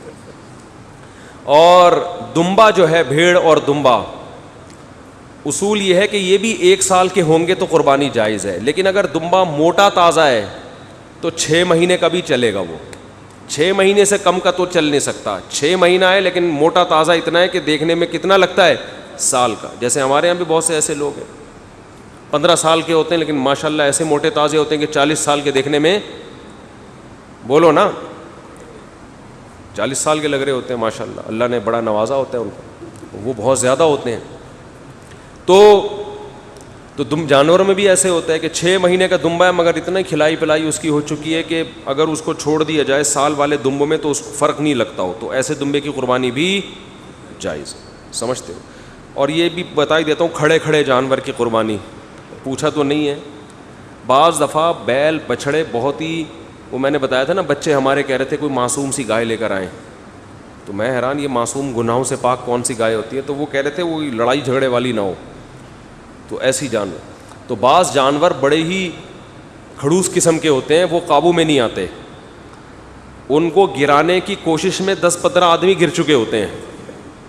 ہمارے ایک دوست نے ایک بیل لے کر آئے, بہت ہی خطرناک بیل تھا وہ کہہ رہے ہیں اتنی مصیبت سے اس کو اتارا ہم نے, اور 1 ہفتہ پہلے لے آئے. اب کہہ رہے ہیں جب ہم نے اس کو کھمبے سے باندھا ہے تو وہ اتنا غصے میں, ہم نے کہا چلو ابھی ٹھنڈا ہو جائے گا, کل مانوس ہو جائے گا, لیکن وہ ماحول سے مانوس نہیں ہو کے دے رہا, وہ بس ایسی کر کے نا یوں کھڑا ہوا, کسی کو قریب نہیں آنے دے. وہ بعض لوگوں کو فنٹر گیری کا شوق ہوتا ہے. کہہ رہے ہیں جب ذبح کرنے کا ٹائم آیا تو ہم ایک قصائی کو لائے, ہم نے پہلے بتا دیا بھائی 1 ہفتے سے ہم میں کوئی اس کے قریب نہیں گیا ہے, اور اس کی طبیعت کو قرار آنے کا نام نہیں لے رہا ہے, سوچ لو. اس نے کہا بھائی ہم نے بڑے, وہ فنٹر گیری دکھا رہے تھے, وہ قصائی نے کہا بھائی ہم نے بہت بڑے بڑے دیکھے ہیں جانور, کوئی مسئلہ نہیں ہے. کہہ رہے وہ قصائی کو تو ڈر ہی نہیں, وہ قریب آ گیا اس کے, کہہ رہے میں تھوڑا سا کہیں پانی پیا ہوگا, میں کہیں جھکا ہوں گا کسی کام سے, تو میں نے دیکھا تو قصائی وہاں ہے نہیں, تو میں نے کہا کسی کام سے گیا ہوا ہوگا, پتہ نہیں کہاں غائب ہو گیا 2 منٹ میں, پتہ چلا وہ ادھر پڑا ہوا ہے. کہاں پڑا ہوا ہے؟ اس نے پتہ نہیں اچھل کے ایسی کک ماری ہے کہ قصائی کو بھی نہیں پتا کہ اس سے کا کون سا پارٹ اس سے متاثر ہوا ہے. کافی دیر بعد اس کو پتہ چلا کہ لگی کہاں ہے وہ, سمجھ رہے ہیں نا. امین اختر نے وہ گالیوں کا بتایا تھا نا کہ وہ ایسی ایسی جگہوں کو گالیاں دی کہ پولیس والوں کو حیران تھے, یار یہ والے پارٹس تو ہمیں بھی نہیں پتہ تھے جہاں ماموں گالیاں دے رہے ہیں جس کو. خیر, تو ایسا جانور ہو, بیل ہو, بچڑا ہو, جو بالکل قابو میں نہ آ رہا ہو, اس کو لٹانے کے لیے بندے کے لیٹنے کا خطرہ ہو کہ پہلے 2 بندے گریں گے پھر یہ گرے گا, تو ایسے جانور کو کھڑے کھڑے بھی ذبح کیا جا سکتا ہے. سمجھ رہے ہو؟ اس کا طریقہ یہ ہوگا کہ ایسا چھرا لے جو 2 دھاری ہو, جس سے اونٹ کو نہر کرتے ہیں, تو 2 دھاری چھورے سے اس کی گردن پہ بسم اللہ اللہ اکبر پڑھ کے آپ اس گردن پہ یہاں کیا کریں, اس کو وہ کٹ لگا دیں اور ایسے کر دیں. اصل مسئلہ ٹانگوں کا ہوتا ہے نا, وہاں جائیں گے تو غائب ہونے کا خطرہ ہوتا ہے, ٹھیک ہے نا, سر تو بندھا ہوا ہوتا ہے اس کا, تو یہ بھی جائز ہے. ایسی مجبوری ہے تو اس کو کر دیں. اگر وہ گرنے سے پہلے, یعنی بعض دفعہ یہ ہوتا ہے کہ پھر رسے کھول دیتے ہیں تو اتنا خون نہیں نکلا ہوتا, وہ پھر دوبارہ کھڑا ہو جاتا ہے وہ, تو اس کا پتہ نہیں ہوتا, تو اس کو وہی کر دیں. جب وہ بالکل نڈھال ہو جائے تو پھر آپ کی مرضی ہے, گر جائے پھر ذبح کر دیں اس کو. اور اگر ذبح کرنے سے پہلے ہی اس کا انا للہ ہو گیا تو بھی وہ حلال ہے, کیونکہ اس سے زیادہ آپ کے بس میں نہیں ہے. سمجھتے ہیں؟ اچھا بوائے, یہ کم از کم گولی مارنے سے بہتر ہے. بعض لوگ یہ کرتے ہیں کہ سر پہ گولی مار کے گراتے ہیں, اس کو گولی مار کے گرا کے پھر ذبح کرتے ہیں. یہ اس سے بہتر ہے کہ یہ طریقہ اختیار کیا جائے جو میں نے بتایا, 2 دھاری تلوار سے نا کھڑے کھڑے اس کو. اب مجبوری میں قبلہ رخ نہیں ہے نا, وہ قبلے میں ہونے اتنا نیک ہوتا آپ کو, وہ کہہ رہے ہیں قبلہ رخ تو ہے نہیں, وہ بیل اتنا نیک ہوتا کہ آپ کو قبلہ رخ ہونے کی خود ہو جاتا قبلہ رخ, تو پھر ضرورت کیا تھی ان تکلفات کی. تو پہلے جان بچائیں, اپنی ہڈیاں بچائیں. قبلہ رخ کرنا سنت عمل ہے, کوئی فرض نہیں ہے. تو آرام سے قبلہ رخ ہو جائے گا, اتنا نیک ہوتا, تو پھر یہ تکلف کی ضرورت کیا ہے. سمجھتے ہو؟ اچھا بھائی, آدمی اگر تلاوت یا مصروفیت کی وجہ سے ظہر کی یا جمعے کی صرف فرض پڑھ کے چلا جائے, سنت کے چھوڑنے پر گناہ ہوگا, یعنی کبھی کبھار سنت موقدہ چھوڑ دیں تو کوئی حرج نہیں ہے. مفتی صاحب میرا یہ سوال ہے کہ ہم بچہ بھی گود لیتے ہیں, تو کیا وہ باپ کے لیے, بچی گود لیتے ہیں تو وہ باپ کے لیے محرم ہو گئی, اور بچہ ہوا تو کیا ماں کے لیے محرم ہوگا؟ نہیں ہوگا. لے پالک بچہ لڑکی ہے تو باپ کے لیے محرم نہیں ہے, لڑکا ہے تو ماں کے لیے محرم نہیں ہے. سمجھتے ہو؟ تو اس کا طریقہ یہ ہے کہ جب 2 سال سے کم عمر بچے کو لیا جائے تو ماں اپنی بہن کی فیڈ کرا دے اس لڑکے کو, تو یہ لڑکا جو ہے, یہ جو ماں ہے, یہ اس کی رضائی خالہ بن جائے گی. سمجھتے ہو؟ پھر پردہ ختم ہو جائے گا. اور اگر بچہ لیا ہے, لڑکا لیا ہے, سوری لڑکی لی ہے, تو باپ جو ہے وہ کیا کرے, اپنی بہن یا کسی محرم رشتے کی سے فیڈ کروا دے. فیڈ کروانے سے کیا ہوگا, یہ اس کا رضائی ماموں بن جائے گا. بھائی اپنی بہن سے فیڈ کروا دے گا تو بہن جو ہے ماں بن جائے گی, اور یہ رضائی ماموں بن جائے گا. ویسے تو ماموں بناتے رہتے ہیں سارا دن لوگوں کو بیٹھ کے, یہاں سچی مچی کا ماموں بنے گا, ٹھیک ہے نا, تو پردہ ختم ہو جائے گا, لیکن وراثت کا حصہ پھر بھی نہیں ہوگا. اچھا بھائی جلدی کرو یار, ختم, آج تو بڑی جلدی سوالات ختم ہو گئے. مرحومین کی طرف سے قربانی کر سکتے ہیں جی. جو مرحومین کی طرف سے قربانی ہے وہ ہوتی اپنی طرف سے ہی ہے, ثواب اس کا مرحوم کو پہنچایا جاتا ہے. سمجھ رہے ہو؟ اچھا, قربانی میں ایک مسئلہ خوب اچھی طرح سمجھ لیں. لوگ بڑے کنفیوز ہوتے ہیں, 2 بھائی مل کے بچڑا لے کر آئے, اب دونوں چاہتے ہیں آدھی آدھی گائے ہو, لیکن وہ ایک 4 حصے لے رہا ہوتا ہے اور ایک 3 حصے. اس تکلف کی ضرورت نہیں ہے. گائے میں 7 حصے کا مطلب یہ ہوتا ہے کہ 7 سے زیادہ آدمی اس میں شریک نہیں ہو سکتے, لیکن گائے میں 6 برابر حصے بھی ہو سکتے ہیں, 5 برابر حصے بھی ہو سکتے ہیں, 4 بھی ہو سکتے ہیں, 3 بھی ہو سکتے ہیں, اور 2 بھی ہو سکتے ہیں. 2 بھائی یا 2 آدمی ایک گائے لے کر آئے, آدھی ایک کی اور آدھی ایک کی, یہ بالکل جائز ہے. سمجھ رہے ہو؟ 3 آدمی گائے لے کر آئے ہیں تو تینوں 1/3 میں شریک ہو جائیں, بھائی گائے کے جب کٹے گی تو ان 3 برابر حصے ہوں گے, صحیح ہے. 4 آدمی لے کر آئیں تو 4 برابر حصے, 5 آدمی لے کر آئے ہیں تو 5. اب لوگ تکلف میں ہوتے ہیں کہ نہیں جی 7 حصے پورے کرنا ضروری ہے. اس کا نقصان یہ ہوتا ہے کہ پھر گائے کے گوشت کو تقسیم کرنے میں 7 حصوں میں برابر ڈیوائڈ کرنے کا عمل کرنا پڑے گا آپ کو. بھائی 2 آدمی بچڑا لے کر آئے, آدھا ایک کا آدھا ایک کا, تو آسان ہے نا تقسیم کرنا.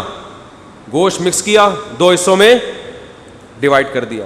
اب ہم کرتے ہیں 4 ایک کے اور 3 ایک کے, تو 7 حصے کرنے پڑیں گے, پھر 4 ایک کو دینا پڑے گا, 3 ایک کو. تو اس تکلف سے بچنے کے لیے 2 آدمی ہیں تو 2 برابر حصوں میں, 3 ہے تو 3 برابر حصوں میں شریک ہو جائیں. سمجھ میں آ رہی ہے بات کہ نہیں آ رہی؟ ایک مسئلہ یہ بھی لوگ زیادہ تر پوچھتے ہیں کہ بیگم کی طرف سے قربانی کس پر واجب ہے. عورت کے پاس اگر سونا ہے, گولڈ ہے, تو اس کی قربانی اسی پر لازم ہے, شوہر پہ لازم نہیں ہے.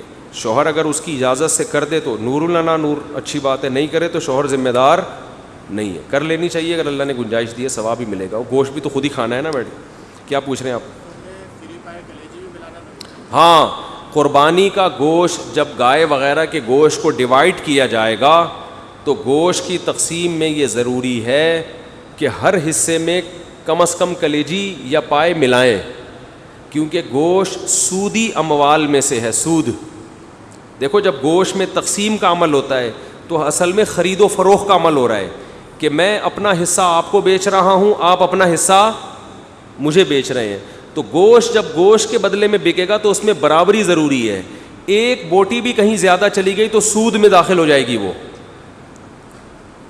تو اس لیے فقہا لکھتے ہیں کہ جانور کے گوشت کو یا تو اتنا ایکوریسی ہو اس میں کہ اتنا سا بھی کمی بیشی نہ ہو, اور یہ عملاً بہت مشکل ہے.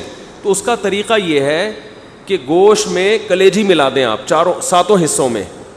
ادھر اگر گوشت زیادہ گیا تو کلیجی کے مقابلے میں. اس کی مثال ایسے ہے جیسے کھلا دیتے ہیں نا, 100 روپے کا کھلا لیا, 100 کا نوٹ دیا, یہ کنڈکٹر لوگ پہلے بہت کرتے تھے, اور سامنے والے نے 95 روپے کھلے دے دیے, تو یہ سود ہے نا, کیونکہ پیسوں کا پیسوں کے بدلے میں جب تبادلہ ہوگا تو برابری کیا ہے, ضروری. تو کنڈکٹر نے جو 5 روپے اس کو اضافی دیے ہیں کھلا دینے والے کو, یہ اس بندے کے لیے سود ہے کہ نہیں ہے؟ تو علماء نے اس کی ایک تدبیر بتائی ہے کہ بھائی اس کنڈکٹر کیا کرے گا کہ 100 روپے کا کھلا لینے کے لیے اس نے جو 95 روپے لیے, تو 95 روپے کے ساتھ کوئی ماچس کی ڈبی یا ٹافی ساتھ میں شامل کر دیں, تو اضافی جو 5 روپے ہیں وہ کس کے بدلے میں ہو جائیں گے؟ اس ٹافی کے بدلے میں یا ماچس کے بدلے میں یا کوئی بھی چیز کے بدلے میں. تو یہ بالکل جائز ہے, اس طرح کے ہیلے احادیث سے ثابت ہیں. تو یہاں بھی یہی ہے کہ قربانی کے جب گائے کے 7 حصے برابر کریں گے آپ, تو ہر حصے میں تھوڑی سی کیا ملا دیں؟ کلیجی. جب کلیجی ڈیوائڈ کر رہے ہیں تو ہر حصے میں تھوڑا گوشت ملا دیں. اب شروع میں کلیجی پہلے چلی جاتی ہے نا پکنے کے لیے, تو کلیجی کے جو 7 حصے آپ کریں گے تو اس میں تھوڑا تھوڑا گوشت ملا دیں, تاکہ جس کے پاس کلیجی زیادہ گئی ہے وہ کس کے مقابلے میں؟ گوشت کے مقابلے میں ہو جائے وہ, اور ادھر جو گوشت ہے وہ کلیجی کے مقابلے. پھر یہ جائز ہے. تو کلیجی میں گوشت ملائیں اور گوشت میں کیا ملائیں؟ تھوڑی تھوڑی کلیجی ملا دیں. تو سود کے احکام سے پھر سود سے بچت ہو جائے گی. سمجھتے نہیں ہو نا بات کو, جب پڑھو گے نہیں رات کو تو سمجھو گے کیسے بات کو. تو یہ طریقہ ضروری. اور ایک آخری بات اور بتا دوں کہ قصائی کو گوشت میں سے اجرت دینا جائز نہیں ہے. قصائی کے پیسے الگ سے رکھیں کٹائی کے, اس کو گوشت اٹھانے کی اجازت نہیں دیں. قصائی حضرات کیا کرتے ہیں, بچڑا گرایا, گوشت وافر مقدار میں ہوتا ہے, پٹ کا گوشت سائڈ پہ کوفتوں کے لیے الگ سے انہوں نے نکال لیا, وہ الگ ان کی گریویاں چل رہی ہوتی ہیں. تو قصائی کو بولے بھائی تو پیسے زیادہ لے لے, قربانی کے گوشت کو چھیڑنے کی ضرورت نہیں ہے. کھانا ہے تو شام کو ہمارے یہاں بریانی پکے گی, ہمارے یہاں نہیں, یعنی آپ جب جو کاٹ رہے ہوں گے ان کے شام کو بریانی پکے گی, آ جانا کھا لینا, جیسے ساری دنیا کھائے گی تم بھی کھا لینا. لیکن وہ بدماشی یہ کر رہے ہوتے ہیں, ادھر ذبح کیا, ادھر سے گوشت وہاں سے سائڈ پہ مارا, ادھر دیکھنے والا کوئی ہوتا نہیں, گوشت ہوتا بھی اتنا ہے تو اچھا خاصا جمع کر کے 2 مہینے ان کی دکانوں پہ پھر یہی بک رہا ہوتا ہے. سمجھتے ہو, اتنا تو کھا نہیں سکتے نا, تو وہ پٹ کے گوشت بک رہے ہوتے ہیں. اچھا اچھا کریم گوشت جو ہے نا, کسائیوں میں اکثر گوشت ویسے بھی زیادہ ہوتا ہے, ان کے لگا ہوا بھی زیادہ ہوتا ہے. تو ان کو تو بتاؤ تمہیں تو ویسے بھی ضرورت نہیں ہے یار. میں نے کوئی باریک کسائی ابھی تک دیکھا نہیں ہے ماشاء اللہ. سب اللہ نے ان کو بڑا نوازا ہوتا ہے, اللہ ان کی عمر میں برکت دے. قصائیوں سے تو ابھی پنگا لینا بالکل بھی مناسب نہیں ہے بقرعید سے پہلے. تو یہ احکام ہے, اس کا خیال کریں آپ. سمجھتے ہو؟ اور کوئی مسئلہ قربانی سے متعلق پوچھنا ہو تو جلدی سے پوچھیں، پھر آگے بس ختم کرتے ہیں پھر مسئلہ. ہاں یہ بہت اہم مسئلہ ہے. گائے میں جتنے لوگ شریک ہیں سب کے طرف سے پیسوں کا برابر ہونا ضروری نہیں ہے. بعض دفعہ 4 بھائی مل کے بچڑا لا رہے ہیں، ایک کے پیسے زیادہ ہیں ایک کے کم ہیں، تو نامزد کریں بس حصہ، چاہے پیسے ایک کے لگے ہوں یا نہیں لگے ہوں. تو وہ پھر غریبی ہوگی، اس کی طرف سے احسان ہوگا. بھائی ابا بچڑا لے کر آتے ہیں گھر میں تو اس میں سب کے حصے ڈالے ہوئے ہوتے ہیں، تو پیسے ضروری نہیں ہیں. البتہ جس کا حصہ ڈلا ہے اس کو پتہ ہو، اس کی پرمیشن کے بغیر اگر اس کا حصہ ڈال کے ذبح کر دیا تو قربانی نہیں ہوگی. آپ نے میں بیگم کی طرف سے بھی حصہ ڈال دیا بچڑے میں تو بیوی کو بتانا ضروری ہے، سمجھتے ہو؟ کیونکہ عبادت ہے، نیت کے بغیر نہیں ہوتی. اس کی نیت ہوگی تو حصہ ہوگا، نیت نہیں ہوگی تو حصہ نہیں ہوگا، اور نیت علم کے بغیر ہو نہیں سکتی. تو پہلے پتہ ہو اس کو. جی حضرت. قربانی کا نصاب 52.5 تولہ چاندی، آج کل میرا خیال ہے 70-75 ریٹ چل رہا ہے اس کا. نہیں چاندی کا ریٹ ہوگا 70,000 تک چل رہا ہے میرا خیال ہے. ارشاد. جی نہیں، نابالغ بچی کا حصہ نہ ڈالیں اس میں. نہیں. البتہ گائے میں عقیقہ کیا جا سکتا ہے، باپ عقیقہ کر سکتا ہے، ایک ہی گائے میں قربانی کا حصہ بھی ہو اور بچے کا عقیقہ بھی ہو. جا بولنا ہے بھائی. نہیں چارے کے ملا بھی سکتے ہیں، نہیں بھی ملا سکتے، اس سے کوئی فرق نہیں پڑتا. سارا خود کر لیں کہ حصے نامزد کریں اور جس کا حصہ ڈلا ہے اس کو اطلاع ہو، اس کے بغیر نہیں ہوگی. قرض لے کے بھی کر سکتے ہیں، جب قرض لے کے شادی کر سکتے ہیں تو قربانی کیوں نہیں کر سکتے؟ بشرطے کہ قرض ادا کرنے کی صلاحیت. جی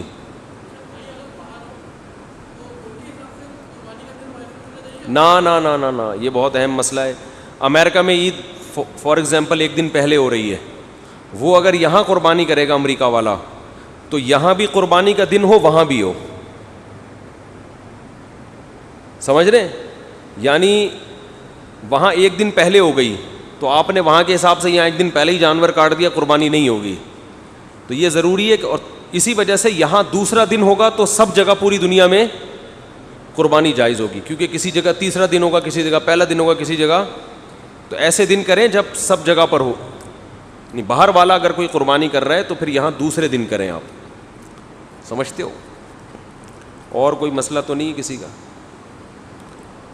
چلو بھائی ٹھیک ہے، میرا خیال ہے کافی ہو گیا. سبحانک اللہم و بحمدک، نشہد ان لا الہ الا انت، نستغفرک و نتوب.